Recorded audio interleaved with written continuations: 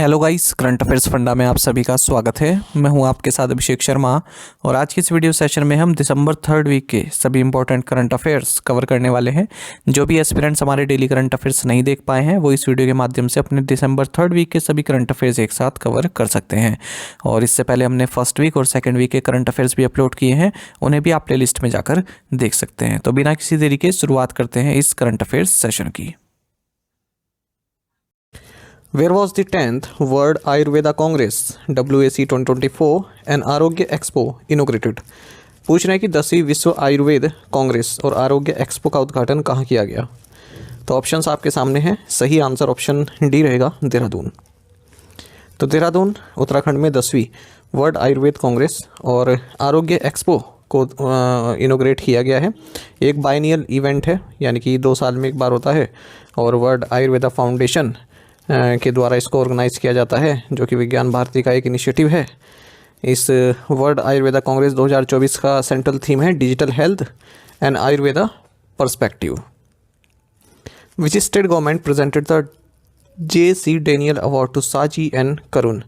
किस राज्य सरकार ने साजी एन करुण को JC डेनियल पुरस्कार प्रदान किया?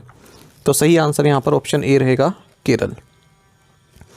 तो फिल्म मेकर हैं साजी एन करुण, इन्हें 2023 का JC डेनियल अवार्ड दिया गया है। मलयालम फिल्म इंडस्ट्री में जो इनका लाइफ टाइम कंट्रीब्यूशन रहा है, तो उसी को देखते हुए इन्हें ये अवार्ड मिला है। इस अवार्ड में 5 लाख रुपए दिए जाते हैं, साइटेशन और स्कल्पचर दिया जाता है और केरल सरकार द्वारा दिया जाने वाला है हाईएस्ट फिल्म अवार्ड है। इस अवार्ड को दिया जाता है केरल स्टेट चलचित्र अकेडमी द्वारा, जो कि एक नॉन प्रॉफिट इंस्टीट्यूशन है, department of culture affairs Kerala के तहत कार्य करती है। What type of credit card has HSBC India launched in collaboration with master card? तो HSBC इंडिया ने मास्टर कार्ड के साथ किस विशेष प्रकार का क्रेडिट कार्ड लॉन्च किया है?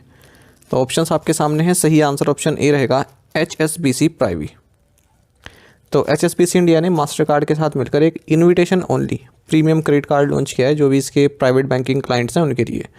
तो इसमें कई तरह के ऑफर्स मिल जाते हैं, ट्रैवल के लिए, exclusive access, exceptionally lifestyle experiences के लिए। तो बैंक का ये फर्स्ट प्रीमियम क्रेडिट कार्ड है, इसका नाम है HSBC प्राइवी और अपने प्राइवेट बैंकिंग क्लाइंट्स के लिए लॉन्च किया है। कई तरह के ऑफर हैं। प्राइवेट क्लाइंट्स मतलब जो हाई नेट वर्थ इंडिविजुअल्स हैं या फिर ultra high net worth individuals हैं, प्रोफेशनल्स हैं, एंटरप्रेन्योर्स हैं या फिर उनकी फैमिलीज़ हैं जिनके इन्वेस्टेबल एसेट्स $2 मिलियन से ज़्यादा हैं। How much sustainability linked loan has Geosphere bank India provided to SMFG India credit?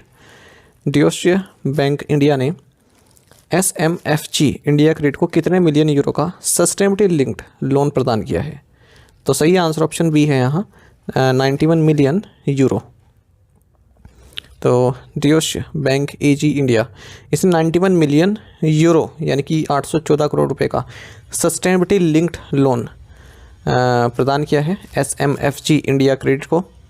और ये लोन जो ये बैंक है ना, Geosphere bank gift city Gujarat में इसकी ब्रांच है, तो वहाँ के द्वारा दिया गया है। SMICC की बात करें तो ये एक होली ओन्ड सब्सिडरी है Sumitomo Mitsui financial group SMFG की। और इस लोन से जो है ये कई तरह के सस्टेनेबल रिलेटेड जो वर्क्स हैं उनको पूरा कर पाएगा। What is the expected employability of Indian graduates in 2025 according to the India Skills Report 2025? तो इंडिया स्किल्स रिपोर्ट 2025 के अनुसार 2025 में भारतीय स्नातकों की रोजगार क्षमता कितनी अपेक्षित है? तो ऑप्शंस आपके सामने है। सही आंसर ऑप्शन डी है, 54.81%।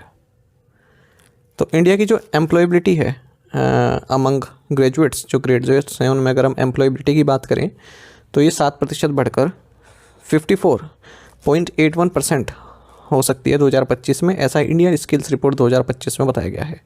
ये जो रिपोर्ट है इंडिया स्किल्स रिपोर्ट 2025, इसको प्रिपेयर किया गया है कॉन्फेडरेशन ऑफ इंडियन इंडस्ट्रीज, जिसे CII बोलते हैं, VBOX और all India council for technical education AICTE के द्वारा मिलकर। लगभग 55% इंडियन ग्रेजुएट्स ग्लोबली एम्प्लॉयबल होंगे 2025 में। 2024 में ये संख्या 51.2% की है, यानी कि 7% की बढ़ोतरी देखने को मिलेगी। इस रिपोर्ट में भी बताया गया है कि जो मैनेजमेंट ग्रेजुएट्स हैं हाईएस्ट ग्लोबल एम्प्लॉयबिलिटी उनमें देखी गई है 78% ही। उसके बाद फिर इंजीनियरिंग स्टूडेंट्स, फिर एमसीए स्टूडेंट्स, फिर साइंस ग्रेजुएट्स। महाराष्ट्र, दिल्ली, कर्नाटक, आंध्र प्रदेश ये इमर्जिंग एम्प्लॉयबल ये इमर्जिंग मेजर हब हैं एम्प्लॉयबल टैलेंट के लिए, मतलब जहाँ पर कार्य मिलता है। और पुणे, बेंगलुरु, मुंबई ये लीडिंग सिटीज़ हैं जो स्किल्ड वर्कफोर्स प्रोवाइड कराती हैं।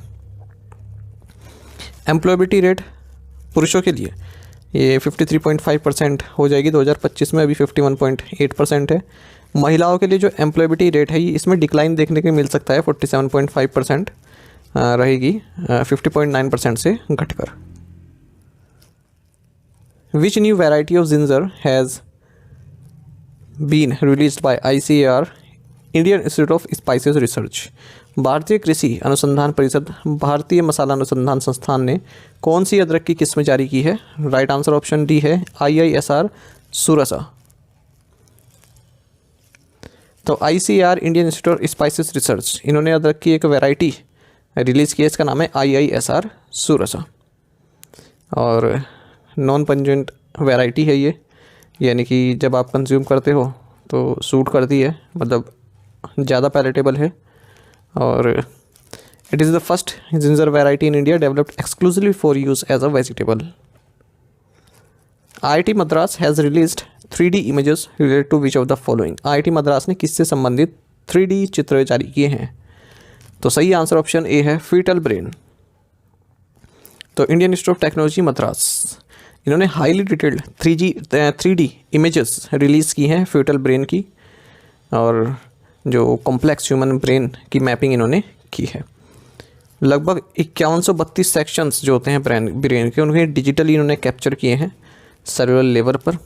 और सुधा गोपाल कृष्णा ब्रेन सेंटर है IIT मद्रास में, यहाँ पर ये डिटेल्ड 3D इमेजेस को रिलीज़ किया गया है। इस डेटा सेट का नाम है धरणी, और ये सभी रिसर्चर्स के लिए अवेलेबल है ओपन सोर्स पोर्टल पर। This monumental work is the first time such advanced human neuroscience data has been produced from India।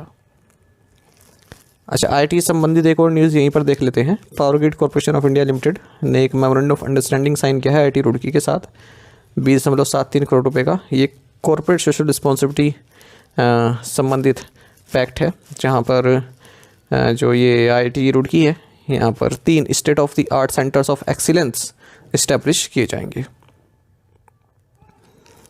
The railway amendment bill 2024 repeals which old act. Railway संशोधन विधेयक 2024 ने किस पुराने अधिनियम को निरस्त कर दिया है? सही आंसर ऑप्शन डी है इंडियन रेलवे बोर्ड एक्ट 1905। तो रेलवेज अमेंडमेंट बिल 2024 ये 11 दिसंबर 2024 को पास हो गया लोकसभा में। तो रेलवेज अमेंडमेंट बिल 2024 इसने 1905 का जो रेलवे एक्ट था उसको रिपील कर दिया है, और जो भी इसके प्रोविजंस थे उन्हें इंटीग्रेट कर दिया है रेलवे बोर्ड का जो एक्ट है 1989 उसमें। The railways act 1989 regulates various aspects of Indian railways administration and operation. The Indian railway board act 1905 created the railway board as the central authority for railway governance. Purushottam Upadhyay who passed away recently was associated with which field. Purushottam Upadhyay जिनका हाल ही में निधन हो गया किस क्षेत्र से जुड़े थे? सही आंसर ऑप्शन है म्यूजिक। तो जाने माने गुजराती सिंगर रहे हैं, कंपोजर रहे हैं पुरुषोत्तम उपाध्याय। इनका निधन हो गया मुंबई में 90 साल की उम्र में, और गुजरात गौरव पुरस्कार भी ने मिला था, पद्मश्री से भी ये सम्मानित थे। एक ऑबिचुरी और देख लेते हैं। जाने माने पोइट और लिटरेरी फोर्स निकी जियोवानी जो कि ब्लैक आर्ट्स मूवमेंट में भी शामिल रहे, और रेस, जेंडर, सेक्स से संबंधित जो भी डिस्क्रिमिनेशन होता है उसके खिलाफ आवाज़ उठाई। इनका भी निधन हो गया 81 की एज में। The government of India has signed a contract with HAL for the purchase of how many Su-30 Mk1 aircraft? Bharat सरकार ने कितने Su-30 Mk1 विमानों की खरीद के लिए HAL के साथ अनुबंध पर हस्ताक्षर किए हैं? राइट आंसर ऑप्शन बी है 12। तो एक एग्रीमेंट साइन किया गया है मिनिस्ट्री ऑफ डिफेंस में और हिंदुस्तान एरोनॉटिक्स लिमिटेड के बीच में। 13,500 करोड़ रुपए का ये एग्रीमेंट है, जिसके तहत 12 Su-30 Mk1 एयरक्राफ्ट को मिनिस्ट्री ऑफ डिफेंस प्राप्त करेगी HAL से। इस एयरक्राफ्ट में जो इंडिजिनियस कंटेंट होगा 62.6% होगा, यानी कि जो भारत से ही बना हुआ कंटेंट है वो यूज़ होगा इसमें। Where was the first India maritime heritage conclave held? प्रथम भारत समुद्री विरासत कॉन्क्लेव कहाँ आयोजित किया गया? ऑप्शंस आपके सामने है। सही आंसर ऑप्शन डी है, न्यू दिल्ली। देखिए, first India maritime heritage conclave जो कि ministry of ports and shipping and waterways द्वारा ऑर्गेनाइज किया गया है न्यू दिल्ली में। इस कॉन्क्लेव का थीम रहा towards understanding India's position in global maritime history. इसमें भी बताया गया है कि भारत की जो मैरीटाइम बाउंड्री है ये 7500 किलोमीटर की एक कोस्ट लाइन तक फैली हुई है। 13 मेजर पोर्ट्स हैं भारत में, 200 नॉन मेजर पोर्ट्स हैं, और ministry of ports shipping and waterways national maritime heritage complex को भी डेवलप कर रहा है लोथल में। जो एंशियंट हड़प्पन सिविलाइजेशन है उनमें से एक प्रोमिनेंट सिटी लोथल रहा है। President Draupadi Murmu honoured the army chief of which country with the title of honorary general of the Indian army? राष्ट्रपति द्रौपदी मुर्मू ने किस देश की सेना के प्रमुख को भारतीय सेना के मानद जनरल की उपाधि से सम्मानित किया है? ऑप्शंस आपके सामने हैं। सही आंसर ऑप्शन ए है, Nepal. President of India Draupadi Murmu ने जो chief of the army staff Nepal army है सुप्रबल जनेश्वर श्री जनरल अशोक राज सिकदेल, इन्हें राष्ट्रपति भवन में honorary rank of general of the Indian army से सम्मानित किया है। ये सम्मान इन्हें दिया गया है क्योंकि इन्होंने जो भारत के साथ अपने फ्रेंडली एसोसिएशन है उनको आगे बढ़ाया है। Which social activist from India has been included in the BBC's 100 Women list for 2024? Bharat की किस सामाजिक कार्यकर्ता को BBC की 2024 की 100 महिलाओं की सूची में शामिल किया गया है? सही आंसर ऑप्शन बी है, अरुणा रॉय। देखिए, 3 प्रोमिनेंट इंडियंस, एक तो सोशल एक्टिविस्ट अरुणा रॉय, दूसरी हैं रेसलर और पॉलिटिशियन विनेश फोगाट, और तीसरी हैं फ्यूनररी राइट्स पायनियर पूजा शर्मा। इन तीनों को ही BBC list of 100 most influential and inspiring women for 2024 की लिस्ट में शामिल किया गया है। एक एक करके अगर हम देखें तो अरुणा रॉय की बात करें तो मजदूर किसान शक्ति संगठन की को फाउंडर हैं, और राइट टू इन्फॉर्मेशन एक्ट के तहत ये इंफॉर्मेशन से संबंधी एक्टिविटी करती रहती है। पूजा शर्मा ये क्या करती हैं, जो अनक्लेम्ड डेड बॉडीज़ होती हैं, ठीक है, दिल्ली में उनका जो लास्ट राइट्स होती है वो करवाती है, मतलब जो अंतिम क्रिया होती है वो करवाती है। पिछले 3 साल से इस सोशल कार्य में लगी हुई हैं। फोगाट को आप जानते ही हैं, फर्स्ट इंडियन फीमेल रेसलर हैं जो ओलंपिक फाइनल में पहुंची हैं, और हरियाणा असेंबली इलेक्शन में इस बार इन्होंने पार्टिसिपेट किया। जुलाना कॉन्स्टिट्यूंसी से ये जीती भी हैं कांग्रेस की कैंडिडेट के तौर पर। Centre for joint warfare studies recently signed an MOU with which organisation to enhance disaster management capabilities? संयुक्त युद्ध अध्ययन केंद्र ने हाल ही में आपदा प्रबंधन क्षमताओं को बढ़ाने के लिए किस संगठन के साथ एक समझौता ज्ञापन पर हस्ताक्षर किए हैं? सही आंसर ऑप्शन ए है, NDMA। देखिए, इंडिया की जो डिजास्टर मैनेजमेंट कैपेबिलिटीज़ है उसको बढ़ाने के लिए centre for joint warfare studies, जो कि इकलौती ट्राई सर्विसेज थिंक टैंक है इंडियन आर्मी के तहत या मिनिस्ट्री ऑफ डिफेंस के तहत, इन्होंने मेमोरेंडम ऑफ अंडरस्टैंडिंग साइन किया है NDMA के साथ, नेशनल डिजास्टर मैनेजमेंट अथॉरिटी के साथ। तो इसके तहत जो क्रिटिकल चैलेंजेस होते हैं डिजास्टर मिटिगेशन में, प्रिपेयर्डनेस में, और किस तरह से एक राष्ट्र के तौर पर हम किसी कैलेमिटी को चैलेंज करें, ठीक है, तो उससे संबंधित यहाँ पर इन्होंने अपने जो विचार हैं उनको साझा किया है। एक MOU और देख लेते हैं, the investor education and protection fund authority, जो कि ministry of corporate affairs government of India के तहत आता है। इसने मेमोरेंडम ऑफ अंडरस्टैंडिंग साइन किया है association of chartered certified account के साथ to advance financial literacy, investor education and investor protection. CSC E-Governance Services India Limited signed MOU with which agency to empower 10,000 farmer producer organization with farming inputs? CSC E-Governance Services India Limited ने 10,000 किसान उत्पादक संगठनों को कृषि input के साथ सशक्त बनाने के लिए किस एजेंसी के साथ समझौता ज्ञापन पर हस्ताक्षर किए हैं? सही आंसर ऑप्शन बी है, IFFCO। तो एक मेमोरेंडम ऑफ अंडरस्टैंडिंग साइन किया गया है CSC E-Governance services India limited और Indian farmers fertiliser cooperative limited यानी कि IFFCO के बीच में, ताकि जो क्रिटिकल एग्रीकल्चर इनपुट्स हैं वो प्रोवाइड किए जा सकें FPOs को। FPO मतलब फार्मर प्रोड्यूसर ऑर्गेनाइजेशंस को।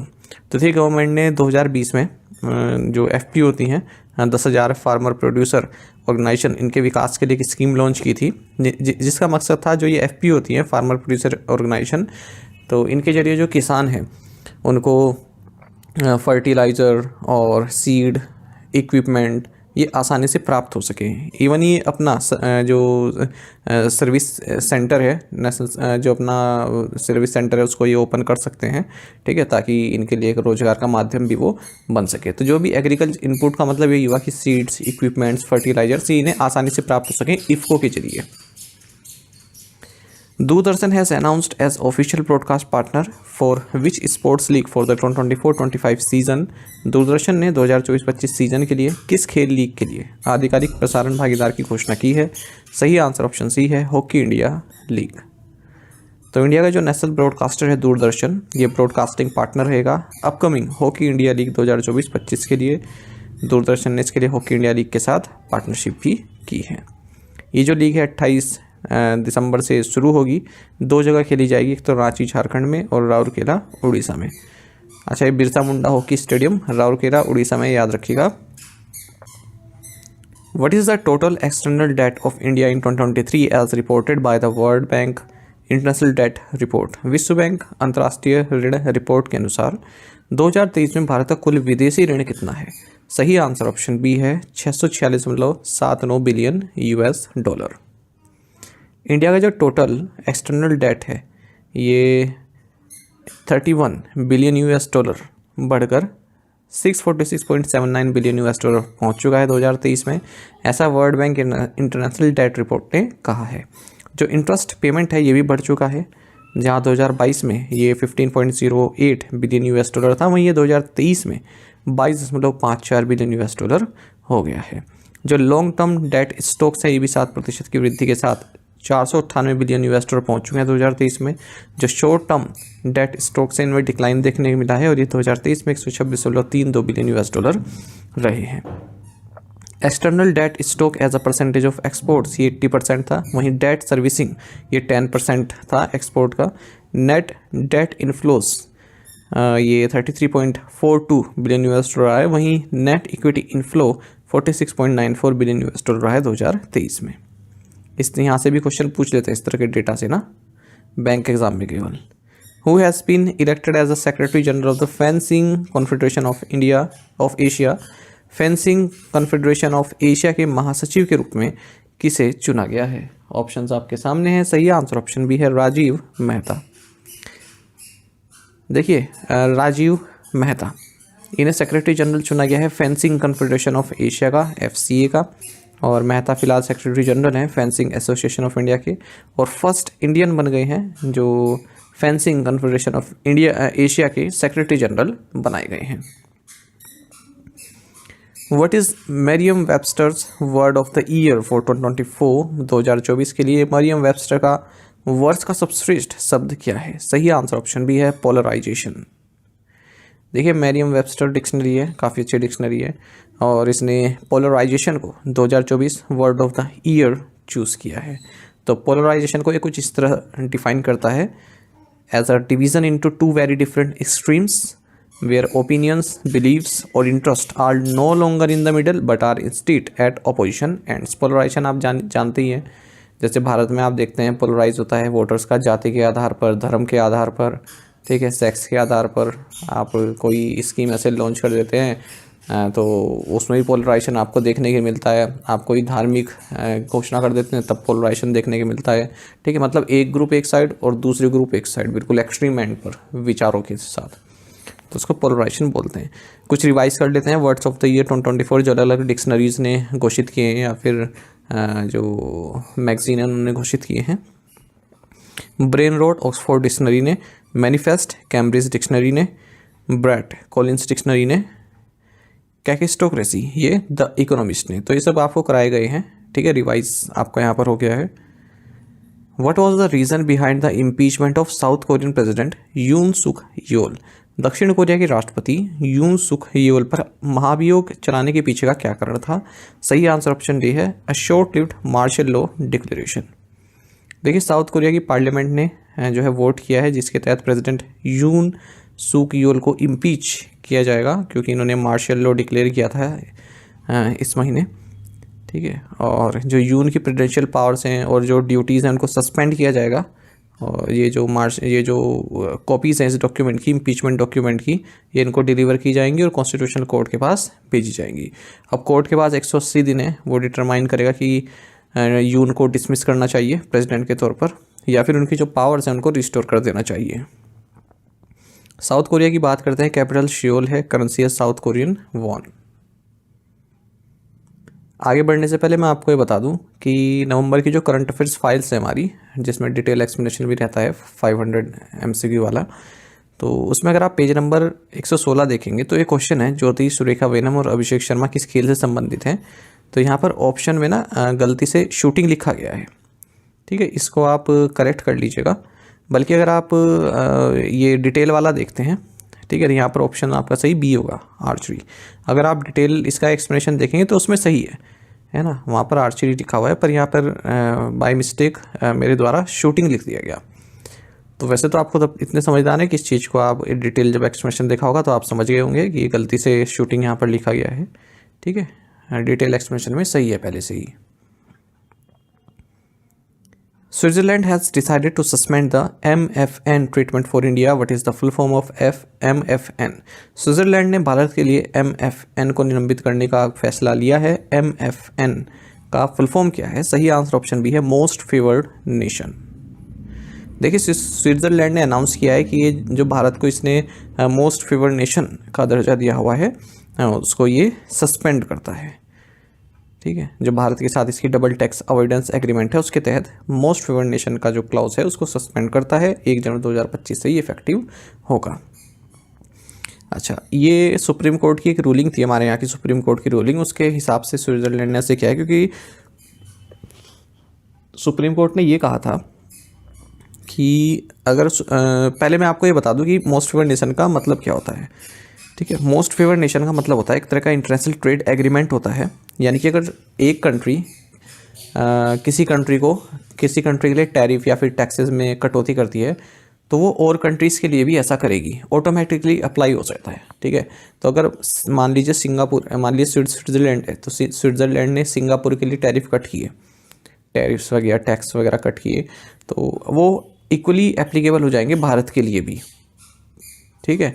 अगर भारत के साथ मोस्ट फेवर्ड नेशन का स्टेटस भारत को प्राप्त है स्विट्ज़रलैंड से, ठीक है, इसको बोलते हैं। तो अब यहाँ पर सुप्रीम कोर्ट ने देखिए एक रूलिंग दी थी, उसने कहा था कि जो मोस्ट फेवर्ड नेशन या फिर डबल टैक्स अवॉइडेंस एग्रीमेंट है, ठीक है, ये भारत में तब तक लागू नहीं होगा जब तक भारत इसे अपने इनकम टैक्स एक्ट में नोटिफाई ना कर दे।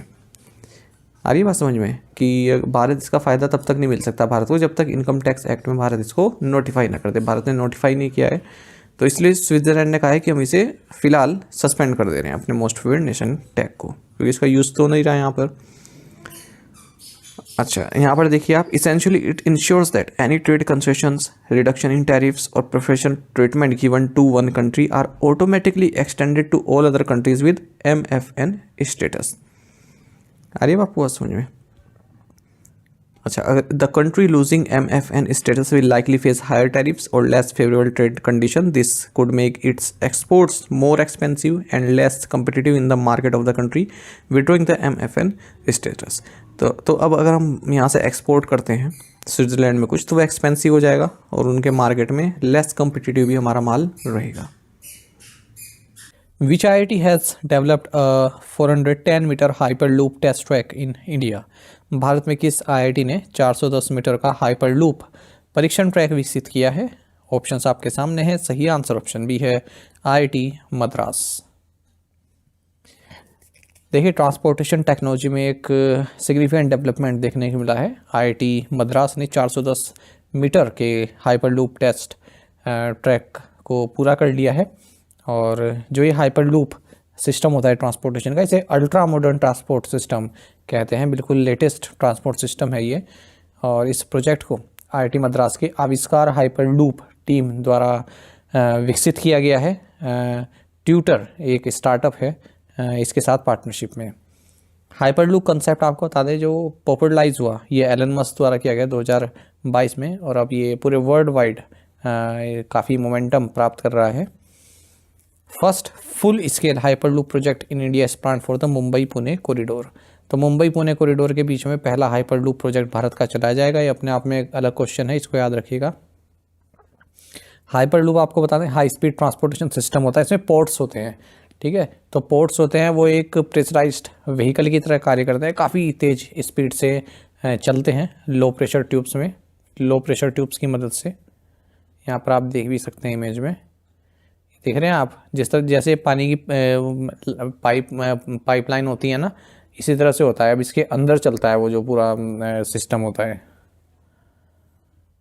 ये उसका ट्रैक कह सकते हैं आप। When is the international migrants day observed, अंतर्राष्ट्रीय प्रवासी दिवस कब मनाया जाता है? सही आंसर ऑप्शन डी है दिसंबर 18।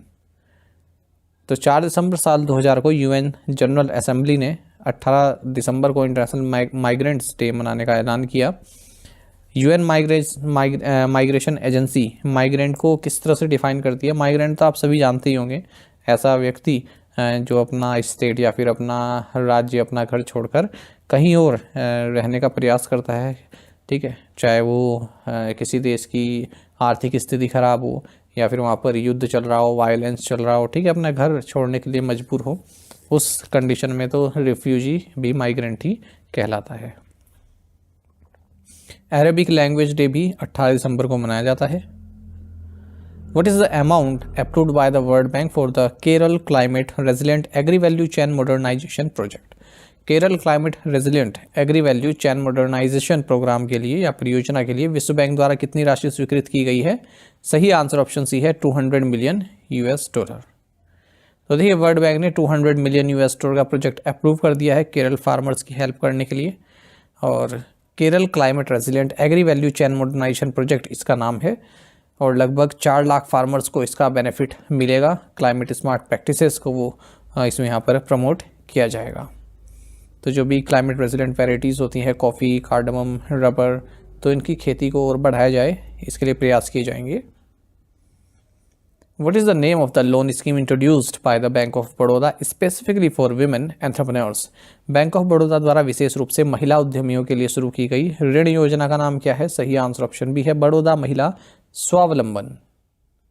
देखिए बैंक ऑफ बड़ौदा ने एमएसएमईज के लिए 2 नए स्कीम्स लॉन्च की है। एक है बड़ौदा महिला स्वावलंबन जो कि महिला एंटरप्रेन्योर्स के लिए, दूसरी है बड़ौदा स्मार्ट ओटी जो कि एक डिजिटल ओवरड्राफ्ट फैसिलिटी, यानी कि जितना आपके बैंक में अकाउंट में पैसा है उससे ज़्यादा अगर आप निकालना चाहते हैं उसे ओवरड्राफ्ट फैसिलिटी बोलते हैं, ठीक है।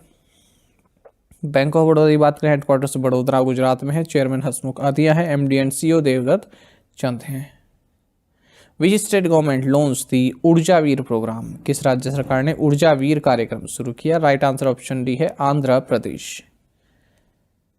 देखिए आंध्र प्रदेश गवर्नमेंट ने ऊर्जावीर प्रोग्राम को लॉन्च किया है, और इसका मकसद है जो भी इंडिविजुअल्स हैं, ठीक है, उनको जो एनर्जी एफिशिएंट अप्लायंसेस होते हैं, ठीक है, उसका वो यूज़ करें और लोगों को भी बताएं, उसके बारे में इनको ट्रेनिंग दी जाएगी। ऊर्जावीर इनिशिएटिव के तहत जो लोकल इलेक्ट्रीशियंस हैं उनको ट्रेन किया जाएगा, ऊर्जावीर बनाया जाएगा उनको, जैसे अग्निवीर है इसी तरह से ऊर्जावीर उनका नाम दे दिया है, ठीक है। न केवल ये एनर्जी एफिशिएंट अप्लायंसेस को प्रमोट करेंगे बल्कि लोगों को भी एजुकेट करेंगे क्या क्या बेनिफिट है इस चीज़ के। India and which country signed agreement to implement quick impact projects? Bharat और किस देश ने त्वरित प्रभाव परियोजनाओं को लागू करने के लिए समझौता ज्ञापन पर हस्ताक्षर किए हैं? तो सही आंसर यहाँ पर ऑप्शन सी होगा निकारागुआ। देखिए नाइजीरिया लिखा है, ये गलती से लिखा गया है, मैं इसको सही कर दूंगा पीडीएफ में। निकारागुआ आप इसका आंसर पढ़ेंगे। तो भारत और निकारागुआ ने एक एग्रीमेंट साइन किया है क्विक इम्पैक्ट प्रोजेक्ट्स को इम्प्लीमेंट करने के लिए। क्विक इम्पैक्ट प्रोजेक्ट्स का मतलब जैसे इंफ्रास्ट्रक्चर हो गया, मतलब जो काफ़ी मस्ट हैं, ठीक है, और तेज़ी से अगर वो किए जाएँ तो जो जनता है उसको काफ़ी बेनिफिट मिलता है। जैसे इंफ्रास्ट्रक्चर हो गया, एजुकेशन हो गया, हेल्थ केयर हो गया, सैनिटेशन हो गया, तो इस तरह के जो प्रोजेक्ट्स हैं निकारागुआ में, उसके लिए भारत ने एक एग्रीमेंट साइन किया है इनके इम्प्लीमेंट के लिए।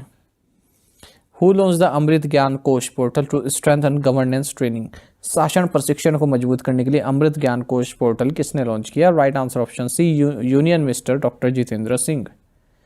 तो union minister doctor Jitendra Singh ने अमृत ज्ञान कोश पोर्टल लॉन्च किया है गवर्नेंस ट्रेनिंग को बढ़ावा देने के लिए। साथ ही इन्होंने advanced case writing and teaching workshop जो कि कैपेसिटी बिल्डिंग कमीशन द्वारा Stanford leadership academy for development और एशियन डेवलपमेंट बैंक इंस्टीट्यूट के साथ मिलकर आयोजित की गई है। ठीक है, इसको भी इनोग्रेट किया इन्होंने, advanced case writing and teaching workshop को भी। Which country successfully launched the Fakar-1 satellite and Saman-1 space tug? किस देश ने फकर-1 उपग्रह और समन-1 अंतरिक्ष टग का सफलतापूर्वक परीक्षण किया है? सही आंसर ऑप्शन ए ईरान है। तो ईरान ने अपना हैवीएस्ट स्पेस पेलोड लॉन्च किया है जिसमें एक सैटेलाइट और एक स्पेस टग है। तो 300 kg वाला ये फकर-1 टेलीकम्युनिकेशन सैटेलाइट और स्पेस-1 स्पेस टग है। समन-1 स्पेस टग है। ईरान की बात करते हैं, कैपिटल तेहरान है, प्रेसिडेंट यहाँ के मसूद पेज़ेकियन है और करेंसी यहाँ की ईरानियन रियल है।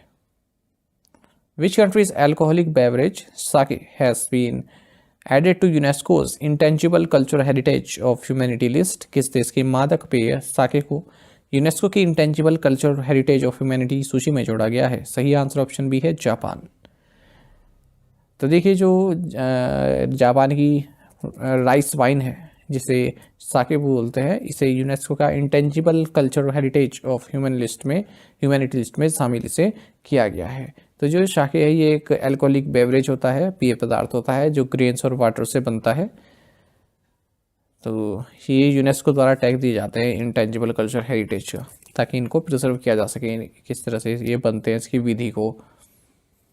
Which company signed a contract for the construction and delivery of the second 7500 DWT multipurpose vessel? किस कंपनी ने दूसरे 7500 DWT बहुउद्देश्य पोत के निर्माण के लिए बहुउद्देश्य पोत के निर्माण और वितरण के लिए अनुबंध पर हस्ताक्षर किए हैं? सही आंसर ऑप्शन डी है Garden Reach ship builders and engineers. देखिए, Garden Reach ship builders and engineers जो कि सेंट्रल पब्लिक सेक्टर एंटरप्राइज है, इसने एक कॉन्ट्रैक्ट साइन किया है second 7500 deadweight tonnage multipurpose vessel के लिए, इसकी डिलीवरी के लिए। ठीक है, 4 एडिशनल वेसल्स दे चुका है, तो उसी सीरीज में एक ये है। और इसके लिए इसने कार्डसन ड्रेहर शिपमेकर रेडई GmbH को KG जर्मनी के साथ कॉन्ट्रैक्ट भी साइन किया हुआ है।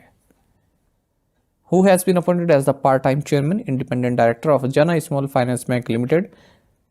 जन लघु वित्त बैंक लिमिटेड अंशकालिक अध्यक्ष के रूप में किसे नियुक्त किया गया? सही आंसर ऑप्शन डी है आर रामाशेषन।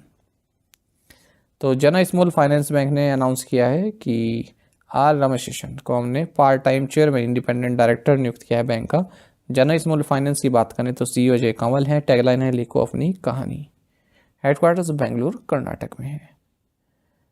वहीं आपको जानना चाहिए कि इकोनॉमिक अफेयर्स सेक्रेटरी अजय सेठ, इन्हें एडिशनल चार्ज दिया गया है रेवेन्यू सेक्रेटरी का भी, क्योंकि जो रेवेन्यू सेक्रेटरी है वो RBI के गवर्नर बन गए हैं। Who did the Indian women's hockey team defeat in the final of the Women's Junior Asia Cup 2024? महिला जूनियर एशिया कप 2024 के फाइनल में भारतीय महिला हॉकी टीम ने किसे हराया? ऑप्शंस आपके सामने हैं। सही आंसर ऑप्शन ए है China. Indian women's hockey team ने चाइना को 3-2 से हराया है पेनल्टी शूटआउट में और विमेंस जूनियर एशिया कप जीत लिया है, जो कि मस्कट ओमान में खेला गया। आपको बता दें, इससे पहले का जो एडिशन हुआ था वो भी भारत ने जीता था और ये भारत का दूसरा टाइटल है। साउथ कोरिया ने ब्रॉन्ज मेडल जीता है, यानी कि तीसरे स्थान पर साउथ कोरिया रहा है। टॉप स्कोरर भारत की दीपिका शेहरावत रही हैं 12 गोल्स के साथ। तो जो ये 2024 का women's hockey junior Asia cup रहा, ये 9th एडिशन था इस कंपटीशन का और अंडर 21 फील्ड हॉकी चैंपियनशिप इसे कहा जाता है। एशियन हॉकी फेडरेशन द्वारा इसको ऑर्गेनाइज किया जाता है। एशियन हॉकी फेडरेशन का हेडक्वार्टर्स कुआलालंपुर मलेशिया में है। How many times has Donald Trump be named time magazines person of the year? Donald Trump को कितनी बार टाइम मैगजीन का पर्सन ऑफ द ईयर नामित किया गया है? ऑप्शंस आपके सामने है। सही आंसर ऑप्शन बी है 2। देखिए, टाइम मैगजीन ने डोनाल्ड ट्रंप को पर्सन ऑफ द ईयर नामित किया है दूसरी बार। इससे पहले ये ऑनर इन्हें 2016 में भी दिया जा चुका है। टाइम मैगजीन का जो ये person of the year title होता है, ये 1927 में इसकी शुरुआत हुई थी मैन ऑफ द ईयर नाम से। तो कोई भी व्यक्ति हो जो अच्छे के लिए या फिर बुरे के लिए चर्चा में रहा हो और जिसने पूरे साल भर के इवेंट्स को इन्फ्लुएंस किया हो, ऐसे व्यक्ति को पर्सन ऑफ द ईयर का टाइटल दिया जाता है। महत्वपूर्ण पॉइंट आपको यह है कि महात्मा गांधी को भी time person of the year नामित किया जा चुका है 1930 में। यह क्वेश्चन एग्जाम में पूछा गया था। What disease caused the death of tabla maestro उस्ताद जाकिर हुसैन? तबला वादक उस्ताद जाकिर हुसैन की मृत्यु किस बीमारी के कारण हुई? ऑप्शंस आपके सामने हैं। सही आंसर ऑप्शन सी है, आइडियोपैथिक पल्मोनरी फाइब्रोसिस। देखिए कई भी आप देखेंगे जिन भी न्यूज़ चैनल्स ने इनकी डेथ कवर की है तो बाद में ये क्वेश्चन मार्क जरूर लगाया है कि ये कौन सी डिजीज़ है, उसके बारे में एक्सप्लेनेशन दिया है। तो क्वेश्चन इस तरह से भी बन जाते हैं। देखिए तबला वादक और 4 बार के ग्रैमी अवार्ड विनर और पद्म विभूषण अवार्डी उस्ताद जाकिर हुसैन, इनका निधन हो गया 15 दिसंबर को 73 की एज में सैन फ्रांसिस्को USA में। इनकी मृत्यु का कारण क्या रहा? आइडियोपैथिक पल्मोनरी फाइब्रोसिस, जो कि लंग्स की एक डिजीज़ होती है। 1951 में इनका जन्म हुआ था मुंबई में और ये सन थे तबला मास्टर उस्ताद अल्लाह रखा के। इनका नाम था जाकिर हुसैन अल्लाह रखा कुरैशी। ठीक है, जाकिर हुसैन का पूरा नाम भी याद रखिएगा, जाकिर हुसैन अल्लाह रखा कुरैशी। थोड़ी इनकी अचीवमेंट के बारे में बात कर लेते हैं, क्योंकि जब लता मंगेशकर जी की डेथ हुई थी तब हमने कई एग्जाम्स में देखा कि उनकी जो अचीवमेंट से कई बार स्टेटमेंट बेस्ड क्वेश्चंस पूछे जा रहे थे। तो इसी तरह से यहाँ से भी आपसे क्वेश्चन पूछे जा सकते हैं। देखिए एक तो इन्हें United states national endowment for the arts national heritage fellowship दिया गया, जो कि हाईएस्ट अवार्ड है ट्रेडिशनल आर्टिस्ट और म्यूजिशियन को दिए जाने वाला। साथ ही गवर्नमेंट ऑफ इंडिया का संगीत नाटक एकेडमी अवार्ड 1990 में मिला। संगीत नाटक एकेडमी फेलोशिप रत्न सदस्य 2018 में मिला। पद्मश्री 1988 में, पद्म भूषण 2002 में और पद्म विभूषण 2023 में। तो पद्म विभूषण यहाँ से पूछे जाने की चांसेस हैं। 2023 में मिला। संगीत नाटक एकेडमी अवार्ड 1990 में मिला और 7 ग्रैमी अवार्ड्स के लिए नॉमिनेशन इन्हें प्राप्त हुआ था, जिनमें से 4 बार इन्होंने ग्रैमी अवार्ड्स जीते हैं, 3 तो इन्होंने 2024 में ही जीते थे। At which venue did Ravichandra Ashwin announce his retirement from international cricket? Ravichandran Ashwin ने किस स्थान पर अंतर्राष्ट्रीय क्रिकेट से संन्यास की घोषणा की है? देखिए अभी तो ताज़ा इवेंट है तो याद रहता है। ठीक है, मान लीजिए 4 महीने निकल गए, 5 महीने निकल गए, उसके बाद ये दिमाग से निकल जाता है कि किस जगह पर उन्होंने रिटायरमेंट अनाउंस किया था, क्योंकि मिड सीरीज़ में इन्होंने अनाउंस किया है, मतलब सीरीज़ चल रही है अभी ऑस्ट्रेलिया के साथ। तो गाबा ब्रिस्बेन इसका आंसर होगा। Legendary Indian bowler Ravichandra Ashwin 38 साल के, इन्होंने अपना रिटायरमेंट अनाउंस कर दिया है, जो तीसरा टेस्ट खेला गया ऑस्ट्रेलिया के साथ गाबा ब्रिस्बेन में इसके दौरान। इनकी भी अचीवमेंट देख लेते हैं। 2012 से 2024 तक ये टेस्ट क्रिकेट खेले हैं और 11 बार इन्हें player of the series awards मिला है, जो कि मुथैया मुरलीधरन के इक्वल है। ठीक है, रिकॉर्ड है अपने आप में। 537 विकेट्स इन्होंने हासिल किए हुए हैं टेस्ट क्रिकेट में और अनिल कुंबले के बाद दूसरे नंबर पर है। अनिल कुंबले ने 619 प्राप्त किए हुए हैं।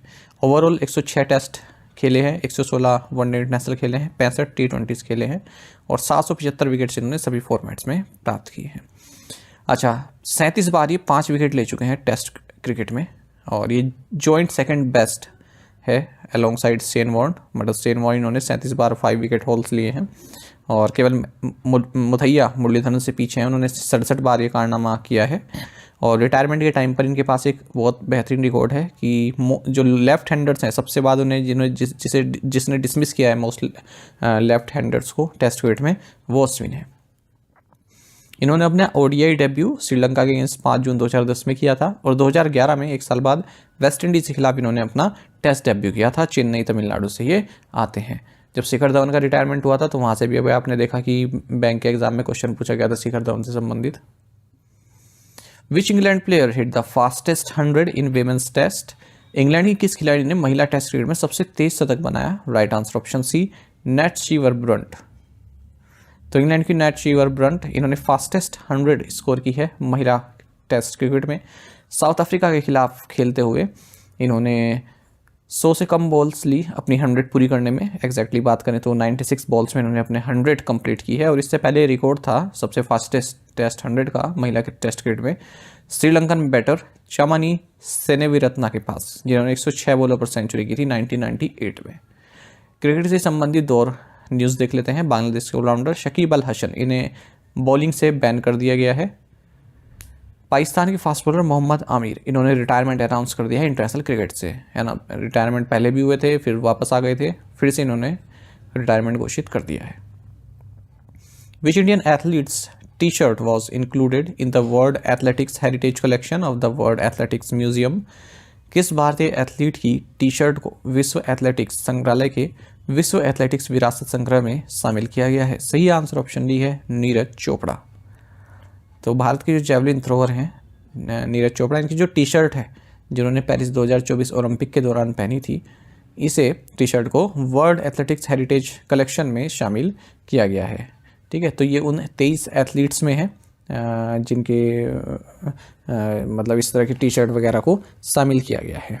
ठीक है, जिनके आर्टिफैक्ट्स आप कहेंगे, कंपटीशन आर्टिफैक्ट्स को, मतलब कुछ भी हो सकता है जिस इक्विपमेंट से वो खेले हों या फिर कुछ पहना हो, उन सबको वर्ल्ड एथलेटिक्स हेरिटेज कलेक्शन में शामिल किया गया है।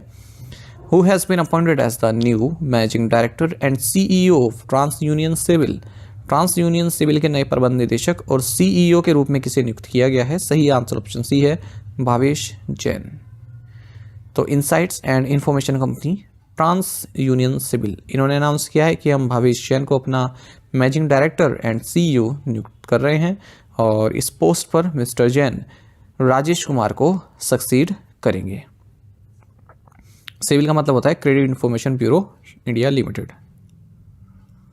Who is the new president of Georgia? Georgia के नए राष्ट्रपति कौन है? सही आंसर ऑप्शन सी है, मिखेल कावेलासविली।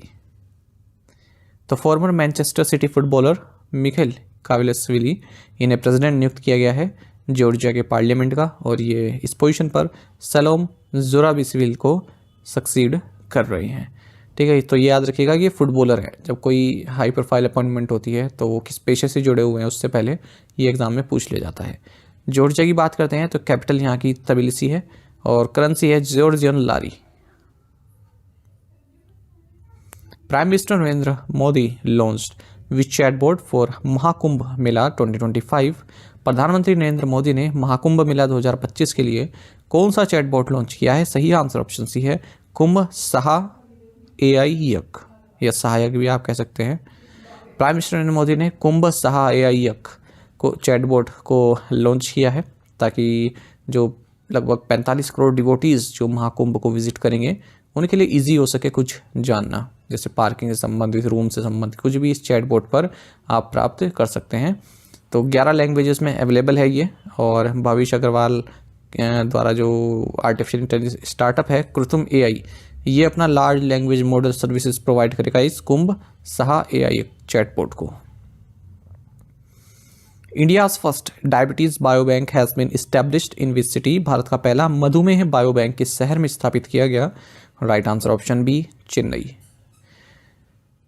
तो देखिए, डायबिटीज से संबंधित एडवांस रिसर्च के लिए जो Indian council of medical research है ICMR, इन्होंने मद्रास डायबिटीज़ रिसर्च फाउंडेशन के साथ मिलकर इंडिया का फर्स्ट डायबिटीज़ बायोबैंक इस्टेब्लिश किया है चेन्नई में।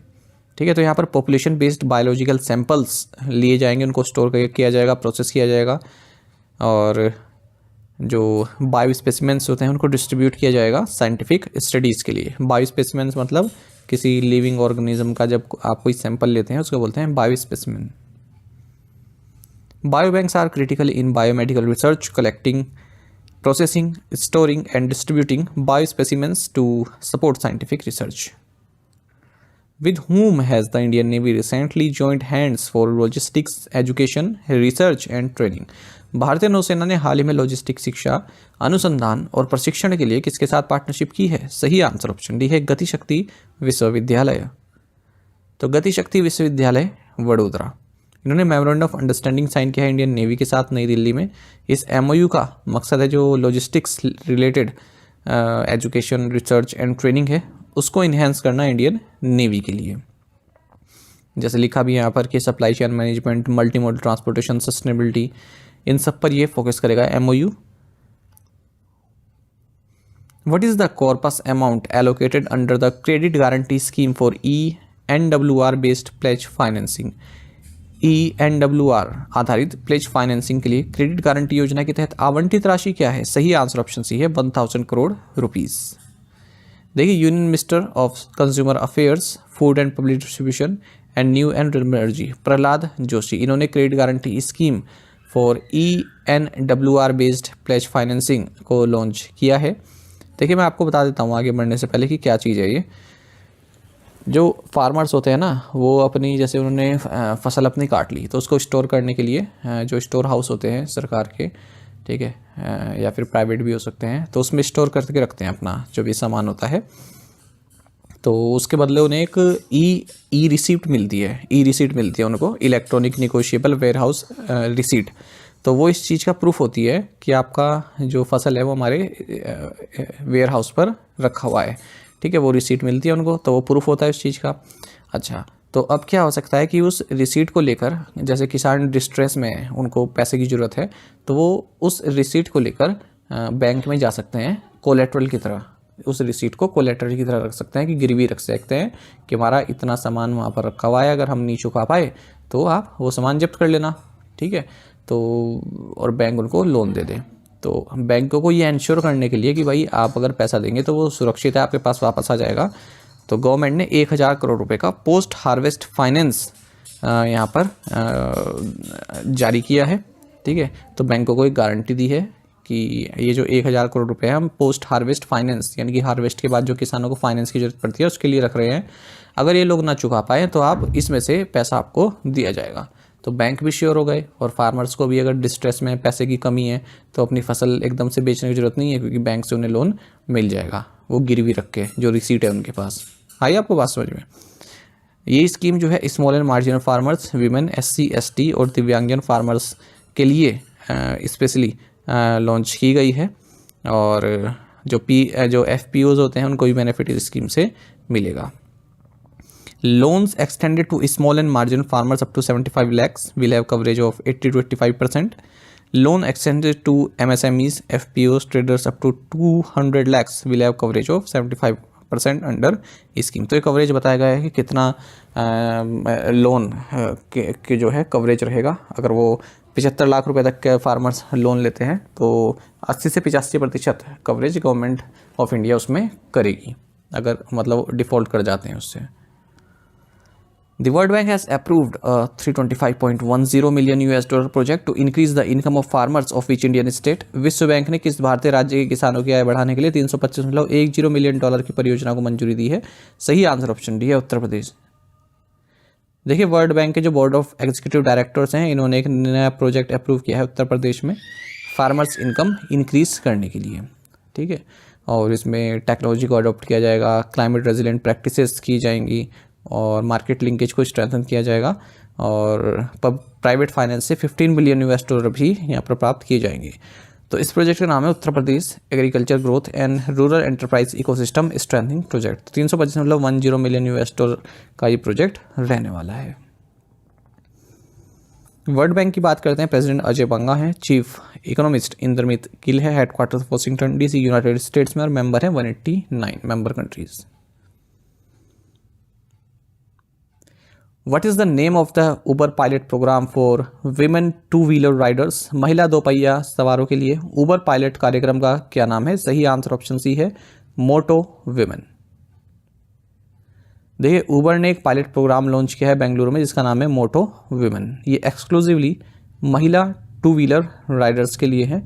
ये जो ऑन डिमांड सर्विस है, ये फीमेल राइडर्स को फीमेल ड्राइवर्स के साथ कनेक्ट करती है। इस मोटो वीमेन इनिशिएटिव के तहत लगभग 300 वीमेन ड्राइवर्स ऑपरेट करेंगी, और ये अपनी details up to 5 trusted contact के साथ शेयर भी कर सकती है, रियल टाइम ट्रैकिंग के साथ। उबर आपको पता ही है, अमेरिकन मल्टीनेशनल ट्रांसपोर्टेशन कंपनी है, एक ride hailing service, courier services, food delivery और फ्रेट ट्रांसपोर्ट प्रोवाइड करती है। Who has been appointed the honorary president of Trinity Laban conservatoire of music and dance? संगीत और नृत्य के ट्रिनिटी लाबान संगीत विद्यालय का मानद अध्यक्ष किसे नियुक्त किया है? सही आंसर ऑप्शन सी है, AR रहमान। तो जाने माने कंपोजर और अवार्ड विनिंग म्यूजिशियन AR मतलब अल्लाह रखा रहमान, इन्हें ऑनरेरी प्रेसिडेंट नियुक्त किया है Trinity Laban conservatoire of music and dance का, जो कि एक इंस्टीट्यूशन है, जाना माना इंस्टीट्यूशन है, London based. Rahman will serve in this honorary role for 5-year term. further cementing his influence in the world of performing arts. What was the aggregate net profit recorded by scheduled commercial banks in fiscal 2023-24? Fiscal 2023-24 में अनुसूचित वाणिज्यिक बैंकों द्वारा दर्ज किया गया कुल शुद्ध लाभ क्या था? सही आंसर ऑप्शन डी है 23.50 लाख करोड़ रुपीस। देखिए शेड्यूल्ड कमर्शियल बैंक्स हैं, उन्होंने highest ever aggregate net profit दर्ज किया है फाइनेंशियल 2023-24 में और इसकी वैल्यू रही 23.50 लाख करोड़ रुपीस, जबकि फाइनेंशियल 2022-23 में ये वैल्यू 22.63 लाख करोड़ रही थी। जो एसेट क्वालिटी है शेड्यूल्ड कमर्शियल बैंक की, ये भी इंप्रूव देखने के लिए मिली है, क्योंकि जो ग्रोस नॉन परफॉर्मिंग एसेट्स हैं एनपीए रेशियो है वो 2.67% रह गया है, यानी कि 4.75 लाख करोड़ रुपीस जून 2024 में, जबकि पीक पर पहुंच रखा था 11.18% पहुंच रखा था मार्च 2018 में। जो पब्लिक सेक्टर बैंक्स हैं इन्होंने अपने ग्रोस एनपीए रेशियो में भी जो है इम्प्रूवमेंट की है, 3.32% रहा जून 2024 में, जबकि मार्च 2018 में 14.58% था, मार्च 2015 में 4.97% था। जो प्रोविज़न कवरेज रेशियो है शेड्यूल्ड कमर्शियल बैंक का, ये 49.31% से जो है 92.52% हो गया है जून 2024 में। पब्लिक सेक्टर बैंक्स ने हाईएस्ट एवर नेट प्रॉफिट दर्ज किया है 1.41 लाख करोड़ रुपीस 2023-24 में, और जो फर्स्ट हाफ रहा 2024-25 का, इसमें public sector banks including SBI इन्होंने जो एग्रीगेट नेट प्रॉफिट दर्ज किया है वो 85,520 करोड़ रुपए का, यानी कि 26% की ग्रोथ इन्होंने की है। विच team won the Syed Mushtaq Ali trophy 2024? Syed Mushtaq Ali trophy 2024 किस टीम ने जीती है? ऑप्शंस आपके सामने है। सही आंसर ऑप्शन ए है मुंबई। देखिए जो ये सैयद मुश्ताक अली ट्रॉफी होती है ना, ये डोमेस्टिक T20 क्रिकेट चैंपियनशिप होती है और board of control for cricket in India यानी कि BCCI द्वारा इसको ऑर्गेनाइज किया जाता है। जो भी रणजी ट्रॉफी में टीम्स खेलती हैं उन्हीं के द्वारा ये खेला जाता है सैयद मुश्ताक अली ट्रॉफी। 2006-07 में पहली बार ये कंपटीशन खेला गया था, तमिलनाडु ने उस वक्त जीता था दिनेश कार्तिक की कैप्टनसी में। अब अगर हम बात करते हैं इस बार की 2024 की, तो मुंबई के कैप्टन श्रेयस अय्यर रहे और मुंबई ने फाइनल में, जो कि M चिन्नास्वामी स्टेडियम बेंगलुरु में खेला गया, मध्य प्रदेश को हराकर अपना दूसरा सैयद मुश्ताक अली ट्रॉफी टाइटल जीता है। और आपको यहाँ पर ये भी जान लेना चाहिए कि जो तमिलनाडु में मोस्ट सक्सेसफुल टीम है सैयद मुश्ताक अली टूर्नामेंट की, 3 बार इन्होंने टाइटल जीता है। अब मुंबई भी 2 बार जीत चुकी है। What is the name of the anti-pesticide body suit unveiled by Union Minister doctor Jitendra Singh? केंद्रीय मंत्री डॉक्टर जितेंद्र सिंह द्वारा अनावरण किए गए कीटनाशक रोधी बॉडी सूट का नाम क्या है? सही आंसर ऑप्शन बी है किसान कवच। देखिए union minister doctor Jitendra Singh इन्होंने भारत का पहला anti pesticide body suit launch किया है जिसका नाम है किसान कवच। इसे डेवलप किया गया है ब्रिक इन स्टेम बेंगलुरु द्वारा सेपियो हेल्थ प्राइवेट लिमिटेड के साथ मिलकर, और जो भी पेस्टिसाइड्स इंड्यूस्ड टॉक्सिसिटी होती है उससे प्रोटेक्शन प्रोवाइड करता है। कई तरह के हेल्थ कॉम्प्लिकेशंस आ जाते हैं जो जब पेस्टिसाइड को हम छिड़कते हैं, ब्रीदिंग डिसऑर्डर्स होते हैं, विजन लॉस तक हो जाता है और एक्सट्रीम केसेस में डेथ भी हो जाती है। तो ये वॉशेबल और रियूजेबल सूट है, 4,000 रुपये इसका प्राइस रखा गया है, 1 साल तक ये चलता है। Who has been reappointed as the president of the Delhi District Cricket Association DDCA जिसे कहते हैं? दिल्ली जिला क्रिकेट एसोसिएशन के अध्यक्ष के रूप में किसे पुनः नियुक्त किया गया है? ऑप्शंस आपके सामने है। सही answer option C Rohan Jaitley. तो रोहन जेटली अरुण जेटली के सन है, इन्हें दिल्ली डिस्ट्रिक्ट क्रिकेट एसोसिएशन का प्रेसिडेंट नियुक्त किया गया है अनदर टर्म के लिए, और इन्होंने इस चुनाव में कीर्ति आज़ाद को हराया है। शिखा कुमार इन्हें वाइस प्रेसिडेंट की पोस्ट दी गई है। In which Indian state was the 4th edition of Sampark launched? Sampark का 4था संस्करण किस भारतीय राज्य में लॉन्च किया गया? Right answer is option D Maharashtra. देखिए संपर्क ये एक ECHS नेवी का आउटरीच इनिशिएटिव है और इसका 4th एडिशन हाल ही में महाराष्ट्र की अलग अलग लोकेशंस पर लॉन्च किया गया है। बेसिकली इसमें क्या है, जो भी नेवी के वेटरन्स रह चुके हैं, जो रिटायर हो चुके हैं, नेवी में कार्य कर चुके हैं, या वीर नारीज़ या उनकी फैमिलीज़, तो उनको quality health care service provide करने से संबंधित है। उनके साथ उनसे मिला जाता है और क्या क्या उनकी समस्याएं हेल्थ केयर से संबंधित ये सभी पूछी जाती हैं। तो लिखा भी है, संपर्क 4.0 will focus on establishing direct communication channels between veterans and ECHS navy, promoting a sense of camaraderie and support within the veteran community. Google has partnered with the NCERT to launch YouTube channels in how many Indian languages?